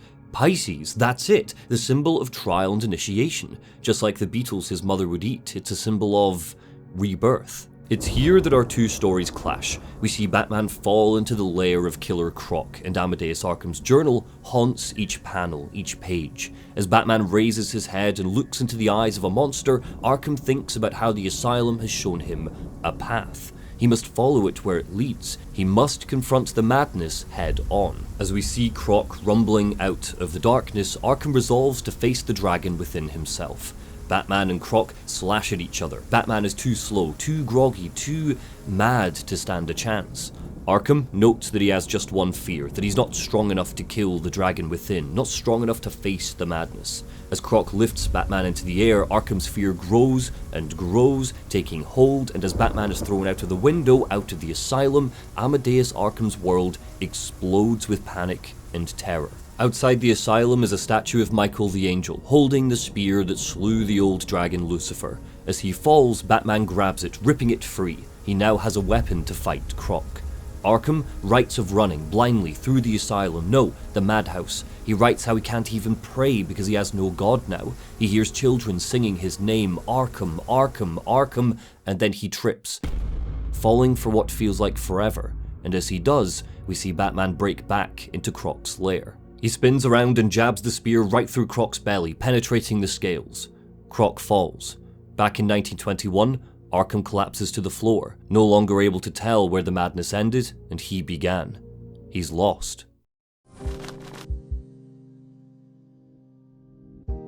Why the name Gotham? Why is that Batman's domain? Metropolis's name and design makes sense for Superman. It's a city of the future where an advanced alien species solves all of your problems for you. Smallville is a small, humble village. DC has never been the most imaginative with names. Just look at Star City. But why does the Batman stick out like a sore thumb in somewhere like Metropolis, but blend so perfectly with the sound and buzz of Gotham? Why did Batman's creators double down on a name that could be mocked as looking like Gotham? For the first 3 issues of his existence, Batman didn't patrol the streets of Gotham. He patrolled Manhattan, but in the winter of 1940, Bill Finger decided that because Bats was so fantastical, he needed a more fantastical setting with a more vague name. Before it became synonymous with The Dark Knight, it was a nickname for New York, penned by the writer Washington Irving, but even that isn't where Finger got it. No, the name Gotham, brilliantly, was ripped out of a phone book. It was the name of a jeweler's. The comics had the beginnings of the Gotham we know today with its towering brickwork and metallic twisting shapes, but the city we see splashed in our pages in current issues can arguably be dated to 1989.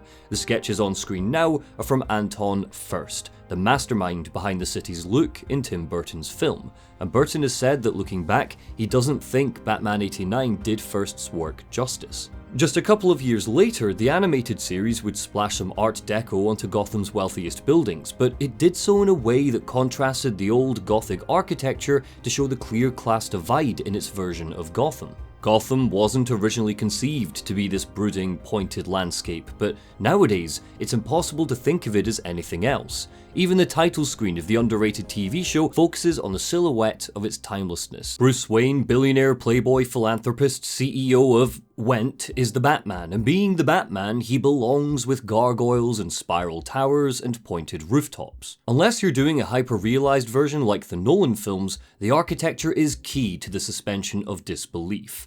But I think it goes a little further. Gotham is forever a story of old versus new, clashing against each other, both adding to the surrealism but also reinforcing how the corruption and rot has been here forever. Fresh, new ways of thinking are necessary if the city is going to improve. A brand new district attorney, a brand new commissioner, a brand new type of hero, they're all forces of new fighting against Gotham's poisonous past, and sometimes, like in the case of Harvey Dent, Gotham's poison bites back. So, of course, Rocksteady went all out when they designed Arkham Asylum's environments. The architecture here is part of some wider world building. Even though we don't see the streets of Gotham, even though we're self-contained on the island, you feel that clash of old and new in the asylum's walls. The game makes it very easy to imagine what Gotham City must be like across the water, because of how fully realized this tiny slice of the world is. You need to stop this now, before it goes too far. Stop? But everyone's dying to see what I do next. Let him go now. Really? Okay, if you say so, then. Whoopsie! No! The Botanical Gardens, with its leafy greens, gushing fountains and flourishing flowers, stands with Arkham Mansion as being distinctly memorable just because of how different its vibe is from the brooding, horrific wards of the main asylum. Batman is here for Ivy. We learn that Titan is being synthesized from a venom plant hybrid, and the only way to shut down this whole operation is to create an antidote, so we clamber through the leaves to ask her for help. But unfortunately for Bats, Joker and his men got here first. The Gardens throws setback after setback at us. Joker murders a guard just a few feet from Batman. Parts of the level are locked off by electrified water, and eventually he gets away with a chunk of Titan.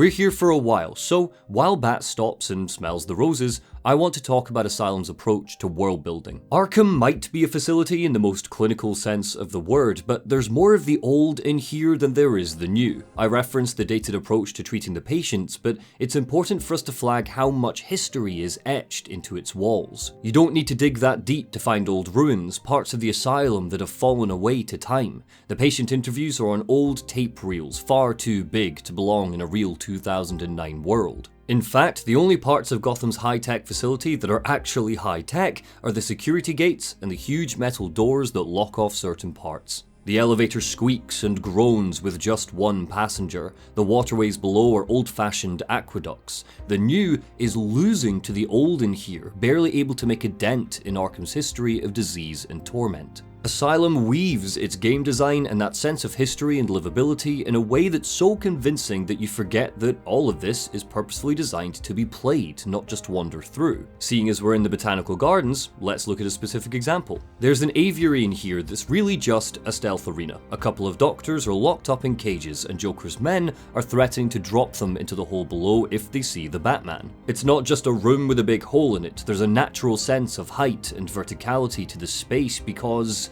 it's an aviary. Birds live here. The Botanical Gardens is positioned off of a cliff face in the ground, so the fact there's a huge drop from one of the upper floors makes sense. The same can be said for this stealth arena in the medical facility. It's probably the most well-known setup because it was part of the demo and gameplay trailers. A control center sits in the middle with walkways skirting around it, giving layers and options to the Bat. But again, these walkways also make sense because underneath the control center is a quarantine chamber before entering the main medical facility. It provides steam that we can use to hide from Joker's goons. None of this feels designed just to be in a video game, even though that is intrinsically the case. When I discussed how fantastic Eidos's Guardians of the Galaxy game was, link below, I flagged just how important I think flavor text is in games like these. If the devil is in the detail, Arkham Asylum must have been conceived in hell, because around every corner is something that contributes to world building. You rescued the wrong warden. He's an imposter. You know how many freaks are in this place. Clayface is in the penitentiary, stomping back and forth, and will transform into Sharpe, Gordon, or Aaron Cash if you turn your back, begging Batman to let them out. Even Ra's al Ghul's body is sitting in the morgue, which has some weird implications for Arkham City, but let's not think about that for now. Even though we see just a small percentage of Batman's vast catalogue of rogues, there's evidence here of the Asylum's long history with them. They're either running around and we just don't bump into them, or they were here long ago and have since been released. Oh, and just as a quick aside, the patient tapes that give background and detail to our cast of villains can be listened to while running around and exploring, meaning you don't need to sit in your menu to drink up that all-important flavor text. Thankfully, this is a trend that continued in every AAA video game after 2009. Isn't that right, Callisto Protocol, you bastion of bullshit? Because of this emphasis on history, we get to understand more about where in Batman's career he is. He's had time to develop a Batmobile, all of these gadgets, a satellite Batcave, and even the Batwing, which appears here, in fact, towards the end of the Botanical Gardens. Batman looks at a ravine and thinks, I'm gonna need something to get over this ravine. He doesn't just look for an angle to grapple up to, he summons the goddamn Batwing to drop off the line launcher. You've been in the dark too long. Every plant on this island will get the same unless you cooperate. There's a plant growing deep in Arkham Island. Only it can counter the effects of this Titan strain. Eventually, finding Ivy, Bats asks her for help in finding the venom plants needed to make the Titan antidote. She's still sour because we didn't let her out earlier, but regardless, with a wicked smile she tells us there's only one place on the island that the plants grow. Killer Croc's lair.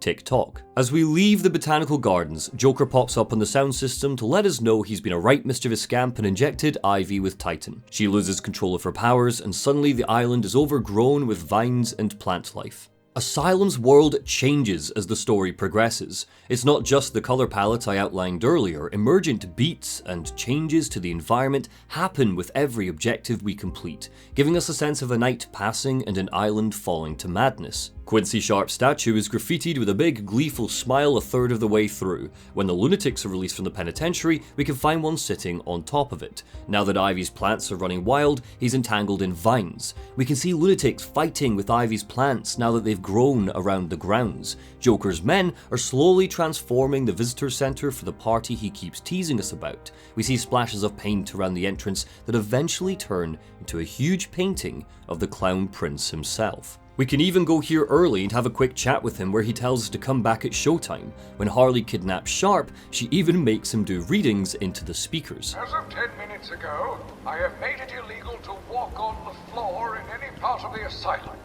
Anyone caught doing so will be... Oh, this is stupid. It's the least that guy deserves. Asylum's villains, especially the Joker, feel omnipresent. Television screens are strewn around the facility, so he can pop up whenever he likes and broadcast himself to us. A little reminder if we, impossibly, forget that he's pulling the strings. Even when he's not on screen, the game is coated in incidental dialogue, with Mark Hamill working overtime to yell at his henchmen, yell at Batman, or generally just babble about how much fun he's having. In a story that spans about 12 hours, I think Joker is physically around for maybe 30 minutes, but every minute after that is likely to have his voice echoing around the asylum. This isn't just for entertainment's sake though, it also gives us a more rounded sense of who this Joker is. He's supposed to be plotting and planning and scheming to take over Gotham with barrels of Titan, but if we're being frank, it's clear this is all just one big game. An island-wide puzzle for Batman to crack. The Joker refuses to tear himself away from his microphone, from his taunting, because all he cares about is what he's doing to Batman. That's his superpower, his ability to wear away the thick hide of the Bat, to make him question, to make him go mad in the asylum. He'll even start rooting for us, thinking aloud that maybe he should warn his men we're coming, that his plans might be scuppered if we don't, but decides against it because it's funny. And that is saying nothing of the enemy dialogue, but if we're going to talk about that, we've got to talk about Predator mode and stealth. The night's not over yet. Wincing from his injuries with Croc, Batman wildly lashes out to the thick boot. It connects with the wall and, bizarrely, the whole thing comes down. He's stumbled into Amadeus Arkham's secret room, and he's not alone. "Good evening, Batman," says Arkham's warden, Cavendish. He's holding Dr. Adams hostage with a razor blade to her neck. "He cut me," Adams says weakly. Batman immediately understands the situation. Cavendish freed the inmates. This whole night of madness was because of him. He wanted this to happen, but why? "I only did what had to be done. You read the book on the table, you'll see." He points to a journal, Amadeus Arkham's journal. "I've marked the place for you. Go on, read it. You'll see." Arkham's words float off of the page. He describes the night his mother died. She lies in bed, moaning. "There's something in the corner of the room," she says. "Something that's come for her." As Amadeus kneels by his mother's bedside, he hears the beating of wings. Slowly at first, and then faster and faster, and he looks up. He sees it. The thing that has tormented and haunted his mother for years. A bat. Elizabeth Arkham flails, begging her son, "Don't let it take me, don't let it take me!" Amadeus closes his eyes. "Don't be afraid, mother." He pulls out a razor. "It won't take you, I promise." He raises the blade in the air and with a terrifying crescendo brings it down, slitting her throat. Batman reads the rest of Arkham's words, scrawled across the page. "I understand now what my memory tried to keep from me," he writes. "Madness is born in the blood. It is my birthright, my inheritance, my destiny. I shall contain the presences that roam these rooms and narrow stairways. I shall surround them with bars and walls and electrified fences and pray they never break free. Leather wings enfold me." "Do you see now?" Cavendish froths at Batman, still holding Adams hostage. "It's you who've kept this place supplied with poor, mad souls for years. You who've fed this hungry house. You are the Bat." "No," Batman stumbles to find the words. "I'm just a man." "I'm not fooled by that cheap disguise," Cavendish spits back. He explains how Arkham studied shamanistic practices. He knew that only rituals and magic could contain the Bat. He used salt to banish evil spirits. He scratched a binding spell onto the floor of his cell with his fingernails. 2 years ago, I found this room," Cavendish goes on.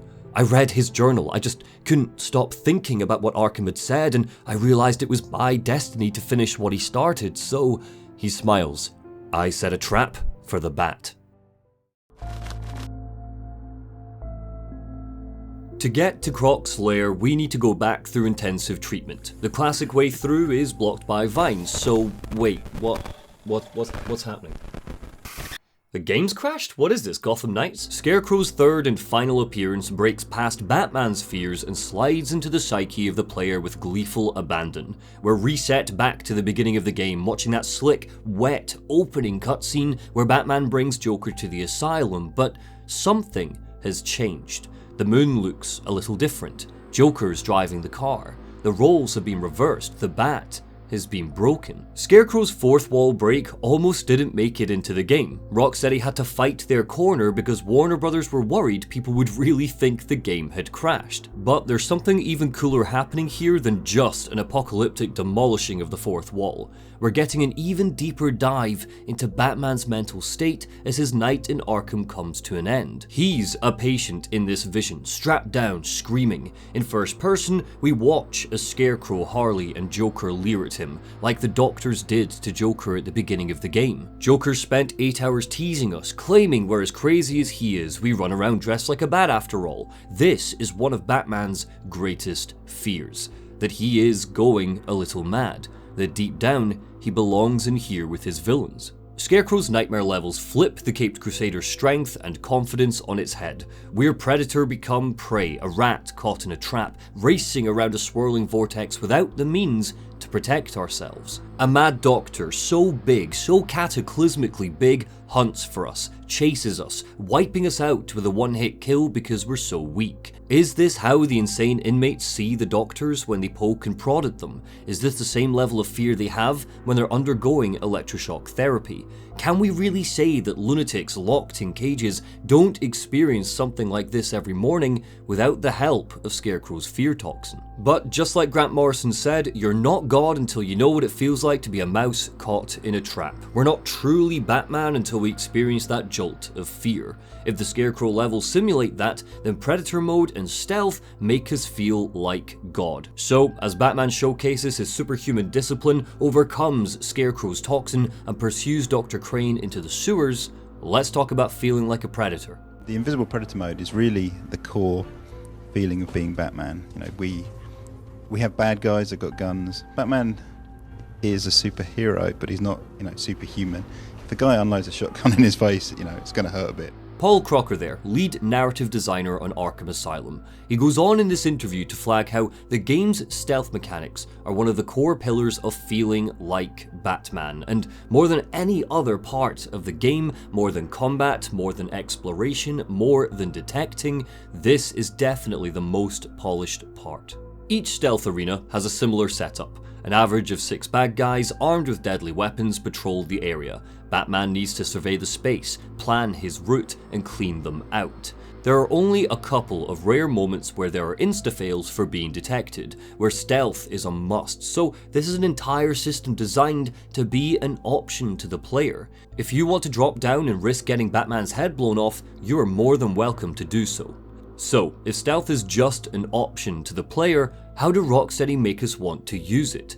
How do they make it fun? Enter Predator mode, the ultimate Batman power fantasy. With a fully upgraded arsenal of tools and skills, we can control a Batman that plays with his food. One of the more thrilling things about the Bat is how he uses fear and theatrics to disarm his enemies. He doesn't have powers, he might be skilled at martial arts, but a bullet to the face can take him down pretty easily. So if he's going to come out on top, he needs to wage psychological warfare on his foes. As they patrol the arena, Joker's henchmen will mumble to each other and follow a set path. At the beginning of the section, they're nervous, but in control. They even tease each other about who will be the first to gun us down and what their reward will be. But as you start picking them off, their behavior will change. First, it's a little burst of panic, ordering each other to keep an eye out. Then, as another one of their friends is picked off, they'll start pairing up, thinking their strength in numbers. We see their heart rates pick up with each second of bone-chilling terror that we stretch out for as long as we like, until finally, there's just one poor thug left. Joker in one ear, laughing at him, crooning that if he can't kill Batman, he'll shoot his family. The sounds of a whooshing cape in the other, searching the shadows for his tormentor. Shut up and keep looking! The variety of stealth tactics in Asylum seem almost trite when you compare to what the series will later give us. For example, vents are only useful for escape or maneuverability, but there's still plenty of directions your stealthy Batman can take.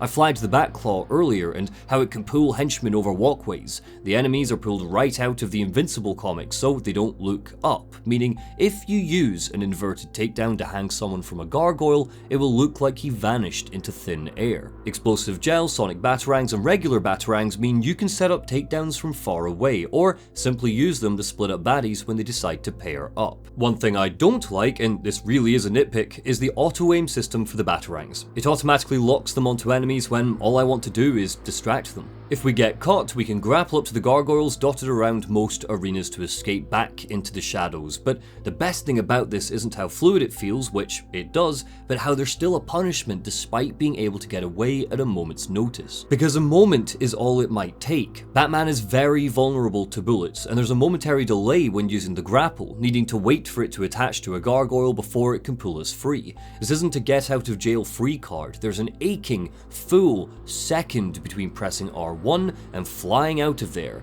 and you can take a good bit of damage if you wait too long. It's just one of the ways Rocksteady aren't afraid to challenge you even while letting you live out your power fantasy. It isn't one note. There's a couple of solid curveballs later in the game. In a couple of arenas, the gargoyles are armed with bombs. This was something I thought only appeared in Arkham City, and I was very surprised to see them here. Whoops. Not only do the explosive gargoyles mean Batman can't sit up high and plan his route, they also alert enemies if we set them off. Even if we're able to get away scot-free, we lose that all-important element of surprise, meaning they leap into panic stations immediately and you need to concentrate on splitting them up. The suicide callers, so named because they sound an alarm if a thug's heartbeat drops too low, also speed up how quickly the enemy AI changes. But the beauty of these is you can overcome this possible spike in difficulty by using them to your advantage. There's nothing better than taking a criminal down, leaving an explosive gel, papping out of there, and blowing all of his friends to Kingdom Come when they go to investigate.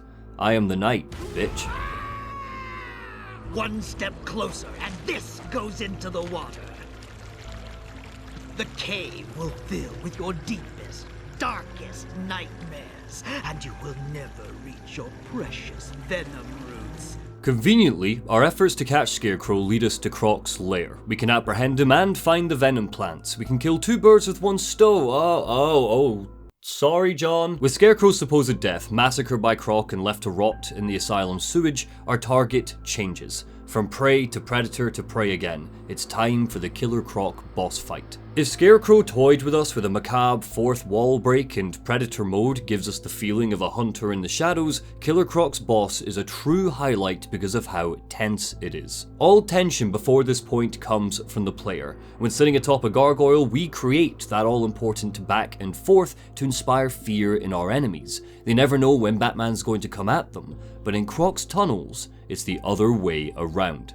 Making Waylon Jones, aka Killer Croc, a legitimate monster was one of Rocksteady's best decisions. His 1983 debut had him looking like this, just a big green gangster that probably inspired Suicide Squad's thug with a skin condition. It wasn't until Batman Hush that he was injected with a virus that made his mutations and ferociousness even more terrifying, and that seems to be the version we're getting here. Thank God, because the last time we saw Croc before Arkham Asylum was Brian Azzarello and Lee Bermejo's Joker, where he's a big grey pushover in a story full of even greyer, duller villains. Because Croc is a ferocious beast in the Arkhamverse, Rocksteady got to really invest in making him terrifying. His boss fight is multi-staged, concentrated explicitly on fear, tension, and anticipation. Batman needs to find venom plants in his lair, but we need to move slowly and calmly, relying on a heart monitor to track if we're being too loud. Walking on thin planks of wood with water rippling out, if we make too much noise, he will eventually track us down,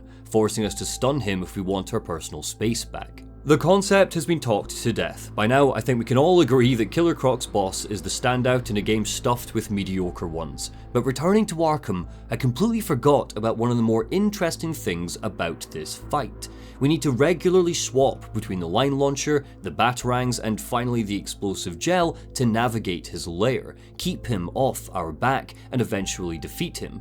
When it all comes crashing down on Waylon Jones's head, I look at this sequence and I see it as the game testing our skills with stealth and gadgets. With all of this talk about stealth, I am aware that I failed to dive into one of the key things that make Arkham Asylum so lauded. We've touched on it briefly in the other sections, but as we start to wrap up with just two big bads left to confront, let's turn our attention to the game's level design and structure.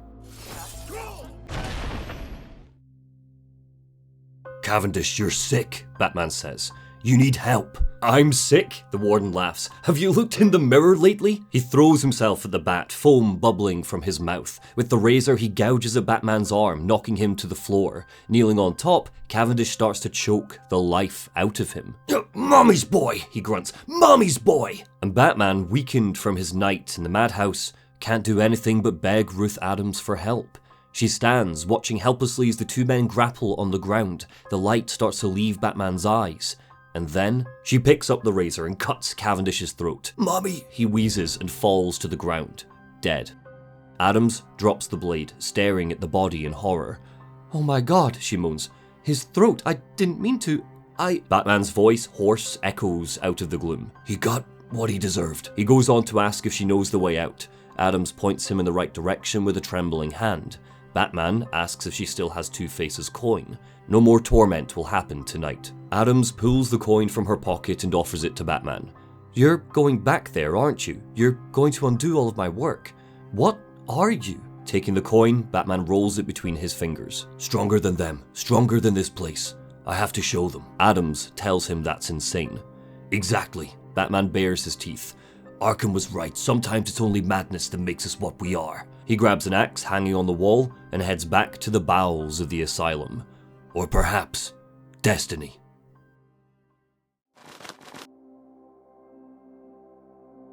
The process is slow, difficult, and doesn't produce much antidote. And the good news? The chemical will definitely stop Ivy. It may also reverse the Titan transformation. Using the Bat computer, we synthesize an antidote for Titan. Hooray, but it only gives us 2 samples. Boo. But that's alright, because the computer is synthesizing more. It just needs a little bit of time. Hooray, but whoops, Ivy's plants got here first, destroying the computer and trashing the Batcave. Boo. With just 1 cure, Batman holds his resolve and returns to the botanical gardens to cure Poison Ivy. Because the plant life has taken over the island and obliterated the entrance to the Batcave, we've got to take the long way round, back underground through crumbling ruins in the old aqueduct. And it's here we start to see one of the final stages of Joker's plan in motion. We abandoned him to deal with Ivy, Scarecrow and Croc, so he's throwing a strop and pouring gallons of Titan into the water, pumping it into Gotham. The stakes have been raised. If we don't stop him now, the city will be full of monsters by sunrise. The next half hour of gameplay strips Asylum's level design down for all to see, even the wobbly bits. There's a lot of great here, especially in how the arenas are structured, but it's not without its failings. This whole section through the aqueduct doesn't let us use Batman's grapple because it can't cling to the tumbling brickwork, which means we need to find our way up the old-fashioned way, through climbing. Holding the run button gives Batman an automatic leap off of cliff faces, and he can cling to predetermined gaps in the wall to pull himself up. Just like the Riddler trophies and Metroidvania-isms, the individual climbing beats get a bit samey by the final hour. There's a lack of depth and dimension, like this elevator shaft where we need to blow up 4 walls in a row to give us ledges to grapple to. Comparing the fun factor of combat and Predator mode to sections like these might make you wish that there was more punching and less grappling.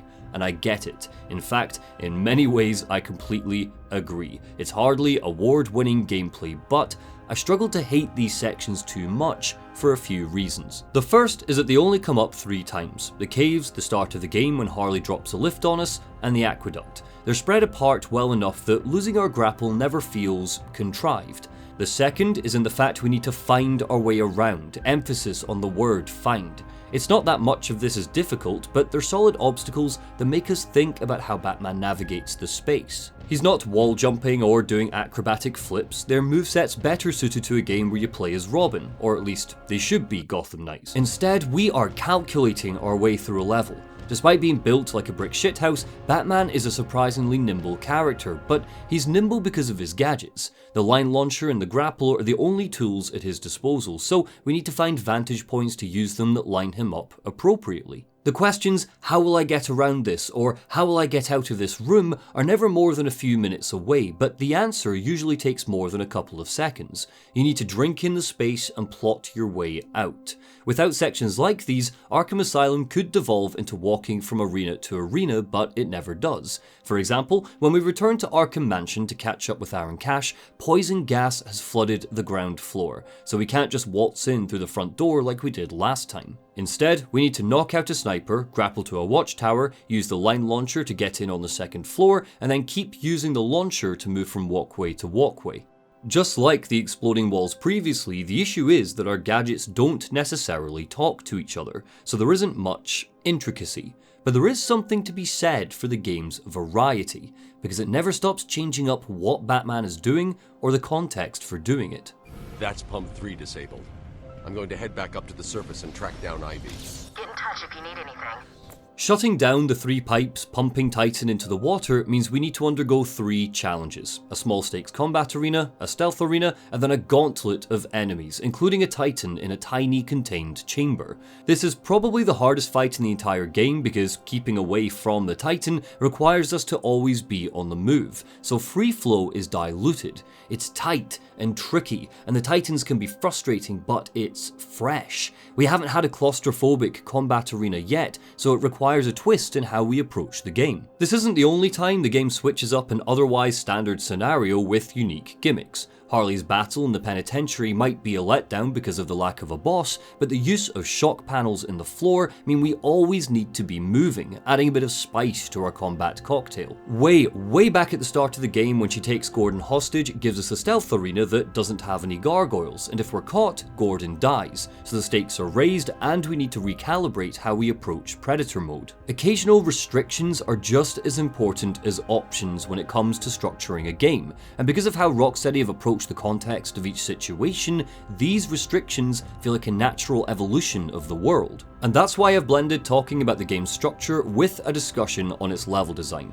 because when we applaud one, we're actually applauding them both. In a vacuum, the only legitimately interesting and effective level design in Arkham Asylum are the stealth arenas, because they're layered with vents, gargoyles, walkways, tunnels, and exploding walls. Everything else is standard and expected, but with a glossy coat of collectibles, Easter eggs, and fantastic environmental storytelling. What makes it all stand out is the wide variety of scenarios and context that the game keeps batting our way. Oh, how frustrating. Thought it was going to be easy, didn't you? Has tonight taught you nothing? In 2 minutes, the room will fill with happy gas. The audience will be in fits of ecstasy, and then die. This is my favourite moment in the game. I was going to talk about it earlier, but thought I'd save it for when we look at structure because it is so goddamn cool and it sums up my point perfectly. At the midpoint in Arkham Mansion, we stumble across a library. It's 3 floors, each locked off by a security gate, but connected by haphazard vents. In these walls, Joker tells us, is a bomb. Clock's ticking. Better get to work. So why is this so good? Like a lot of things in Arkham Asylum, it comes down to context. It's all ripped right out of a Saturday morning cartoon. It might as well be an episode of the animated series. It feels unique and different. It's a game. Joker has set up a micro-challenge for Batman that has very little to do with the overarching goal of shutting down the Titan operation. Once again, we are saving people, taking on a puzzle that the Joker has set up because we're at his mercy in the asylum. We need to play his game. Joker is counting down the seconds to pile on the pressure, and the way that the player is challenged is through their navigation skills. We need to find a way to get to the top of the room. Detective mode helps us by flagging where the vents are, but there are a fair few, and not all of them are necessarily the right choice, so we need to frantically figure out the best route to the top. And after all of this panic, our reward is the realization that there never was a bomb in the first place. It was one big joke. A punching glove leaps out of the box, and the Joker's cackling echoes through the room. We might have thought we bested him, but he got us good.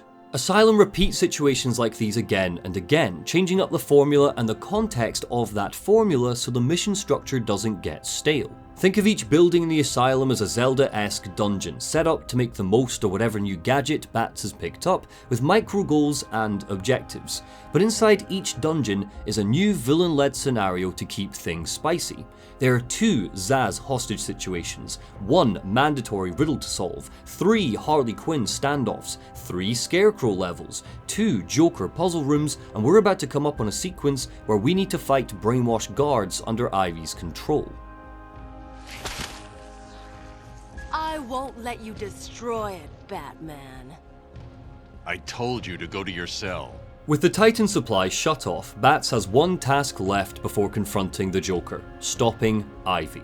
Titan has made her more manic than usual. For all of the plotting, planning, and preparation, everything goes back to a classic Joker plan. He wants to make everyone as crazy as he is, both physically and mentally. Ivy's boss joins Croc as feeling unique in Asylum's landscape. She hovers over a battlefield, protected by a pod, and we need to wait for that pod to open up so we can toss a batarang at her. It's got 2 stages. Stage 1 is just Ivy, and Stage 2 she summons more brainwashed guards to distract us. If there were 2 words to describe this fight, it would be spatial awareness. It's the ultimate test of the skills we've cultivated in every combat arena, despite only fighting a handful of enemies at a time. We need to keep an eye on when Ivy's pod opens, the vines on the ground, where her projectiles are, and where the guards are that she summons. You can even hurt her when her pod is closed. It does chip damage, so spamming the batarang is a decent strategy too if you don't get carried away. While it doesn't touch the presentation of the Killer Croc fight, it's a pretty decent boss. It's got a bump in difficulty, and when we defeat her administering the antidote, it feels earned. Despite the fact Ivy's only a threat for about 2 hours of game time, having her influence changes in the island, destroying the Batcave, and finishing off with a solid boss fight means she stays memorable, and in a catalogue of colourful criminals, that's all you need her to be. Unfortunately, the same cannot be said for the Joker. With the axe in hand, Batman chops through the door leading back into the entrance hall. The Joker, Black Mask, they're waiting, panicking. Batman enters and drops the axe at the Joker's feet. "You're free," he says. "You're all free." Oh! Joker claps his hands together. We knew that already, but what about you? Have you come to claim your kingly robes, or do you just want to put us out of our misery? Batman pulls the coin from his pocket. A flash of compassion spreads across his face. No more torture, no more torment. He's journeyed through the fire and brimstone tonight and found himself empathizing with the damned. "Why don't we let Two-Face decide what to do with me?" He tosses the coin through the air and Two-Face catches it. A beat, a pause that lasts centuries, echoing back to the days of Arkham. "If the unmarked face comes up, he goes free," Two-Face mutters. "If it's the scarred face, he dies here." He flips the coin, it arcs, spins, lands with a soft slap. Two-Face looks at it. "He goes free," he says. Joker, ever the center of attention, escorts Batman outside. "Parting is such sweet sorrow, dearest," he sighs. "Still, you can't say we didn't show you a good time. Enjoy yourself out there, in the asylum." He starts to wave. "Just don't forget that if it ever gets too much for you out there, there's always a place for you here." Two-Face still has his eyes glued to the coin. He tips his hand. We see that it landed scarred side up. "Who cares for you?" he says, staring at the deck of tarot cards, now assembled into a complex tower. "You're nothing but a pack of cards." He swats at the tower, and they fly across the floor. A serious house on serious earth comes to an end. So Rocksteady's strategy is actually focus all our energy on the strengths. You know, the strengths, the standout features of your game are going to be the things that get you noticed. They're going to be the things that provide the memorable moments for people. They're going to be the things that set your game apart. And they're going to be the things that people really enjoy in the games. So that's where we always focus our energy, and we'll do that at the expense of the weaknesses. In 2012, Sefton Hill led a DICE session called Escaping the Asylum, where he talked about the design process behind the Arkham games. In 27 minutes, he nervously tries to explain what made Arkham such a success, listing the 5 philosophies that helped them find the Bat. Rapid prototyping, smart foundations, constant re-evaluation, psychic powers, and the Arkham recipe. It's that second one, smart foundations, that is so key as we start to say goodbye to Arkham Asylum. When making a game, Sefton Hill said, Create rules which allow you to focus all your energy on what counts. Rocksteady wanted to concentrate on making a finite number of things great in the game rather than spread themselves too thin. The villains, the atmosphere, the combat, the stealth, feeling like Batman. These are what count, and these are the areas where Arkham Asylum punches its player in the face, hooks us up to a gargoyle and states, "I am here, let's have fun." Arkham Asylum's insistence on doubling down on what works makes it a fun, breathtaking, meaty experience right up to the 99% mark. So it is a damn shame that the final 1% is so weak that it could be accused of undermining the game's authenticity. But first, let's start with what works in Asylum's finale. Let's see, A, no, that's not right. B, Bane. Ah, here it is, Batman. Hey, looks like you're the guest of honor. Joker is ready for his grand reveal. He's orchestrated a nightmare for Batman to race through, nearly bringing him to the brink of madness, weakening his foundations and cracking his psyche by unleashing a league of villains that beat him down again and again. But this is the Batman. This is our Batman. He's not so easily defeated. His goons wait for us outside the front of the visitor center. They're excited. They don't know what's about to happen, all they know is this is Joker's pièce de résistance, and they're invited. Look at them with their little party hats. Good for you, pal. There's a tiny sense of empowerment as one of the henchmen try to find our name on the guest list. Sure, Batman is scrawled on it in big red writing, but there's a hint here that Joker hoped our other villains would be present for his big finish. It's like the episode Trial from the animated series, where the Joker takes over Arkham, wraps Bats in a straitjacket, and brings him before a kangaroo court of his villains. I don't know if that was originally Joker's plan, but it's satisfying to know that we have, in fact, spent the whole game scuppering his plot. Even now, with the clock counting down, Joker doesn't lose his sense of humour. He laughs off his many setbacks. Who cares that we fed Scarecrow to Croc? Who cares that we cured Ivy? Who cares that we kicked Bane's ass and locked up Harley? Who cares that Batman stopped his plan for Gotham?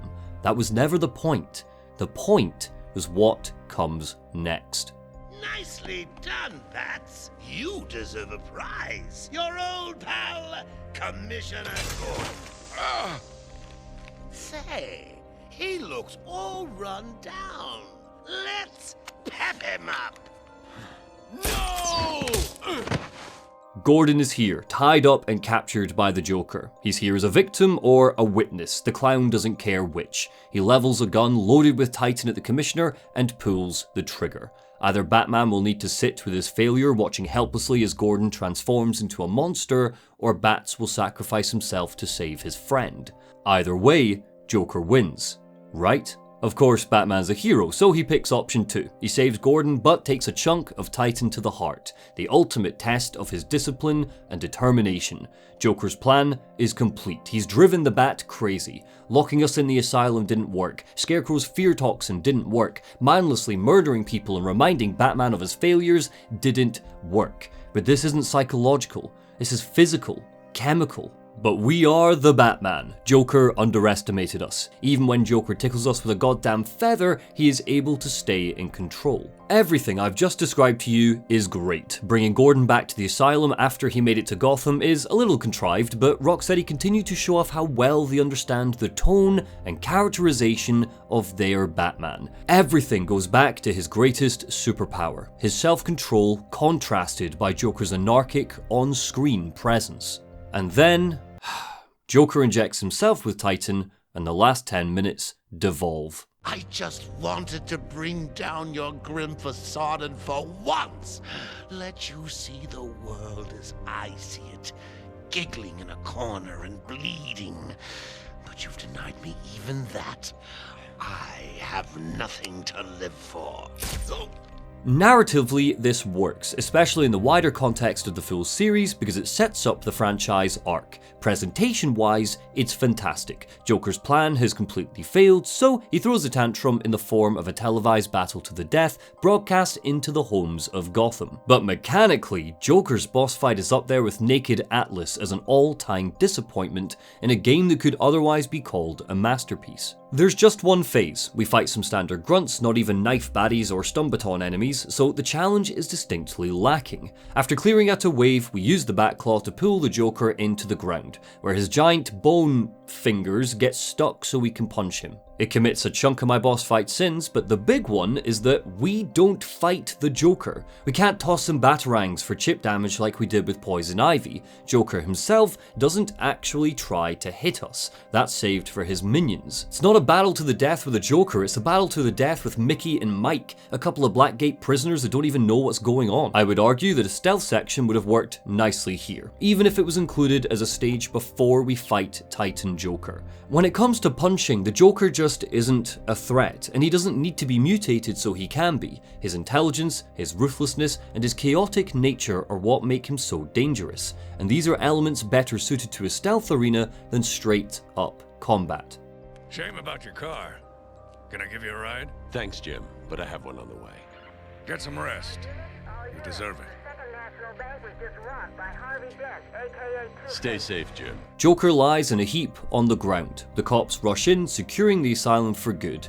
And this is the big way I think Asylum drops the ball. The Joker boss is disappointing, sure, but in its desperation to reach the finish line, the game seems to scribble all over its fascinating subtext and burbling criticism of the Asylum as an institution. Having saved the day, having maintained his sanity, having defeated the Joker, Bats rockets away into the night, off to stop a bloody bank robbery. We're given a mighty, sentimental, breezy glimpse at the Blackgate thugs and Arkham inmates being turned back into their former selves. The Titan is no longer in their system. The score soars triumphantly, encouraging the player to feel great about completing the game, saving the day, but it's hard not to feel like the game kinda washes its hands of the Asylum's corruption. The Batman we find in the pages of A Serious House on Serious Earth isn't my favourite Batman. It's not even Grant Morrison's favourite Batman, and they'd later go on to write a compassionate Bruce Wayne brimming with heart in Batman and Son. I prefer the Batman who spends Thanksgiving with Solomon Grundy to the one that snaps Clayface's leg, but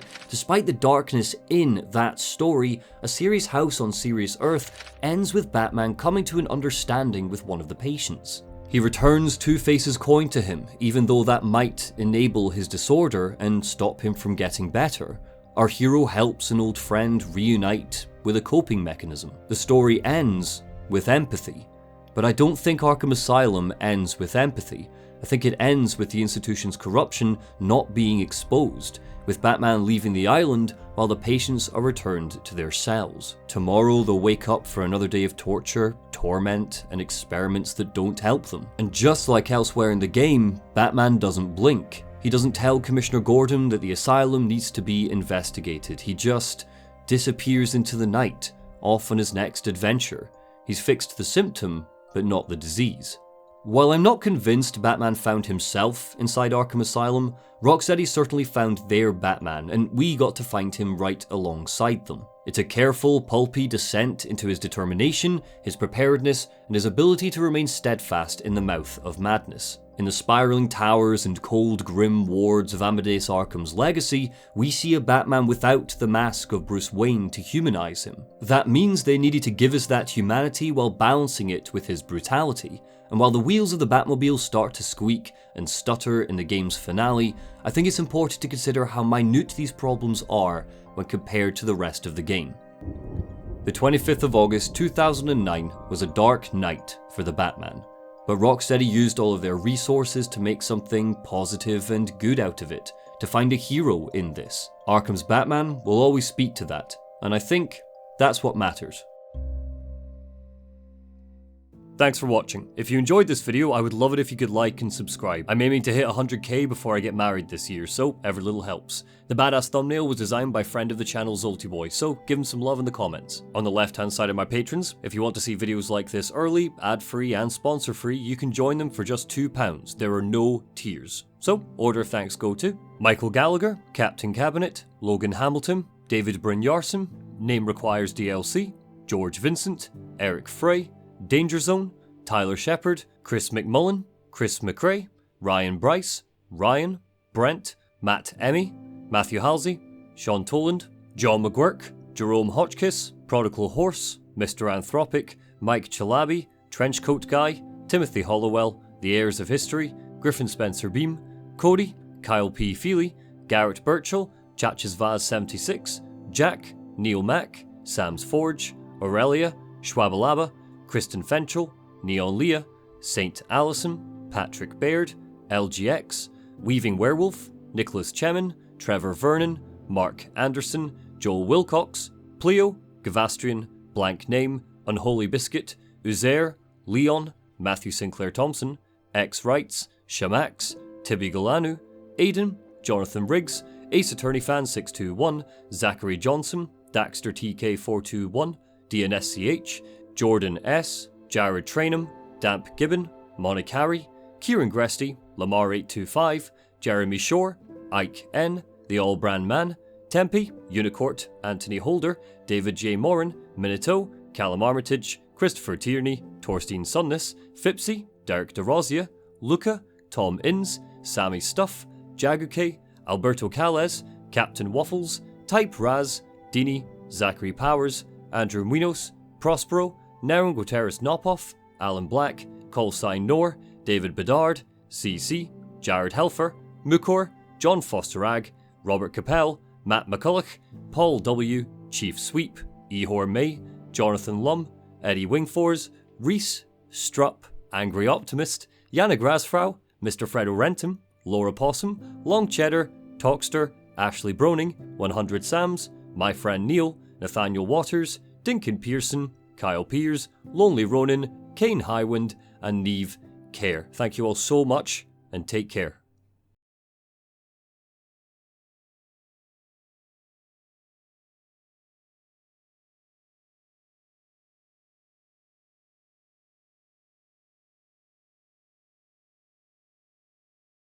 Batman refuses, leading to Joker revealing another stage in his lengthy plan, Titan, a super serum that turns patients into monsters.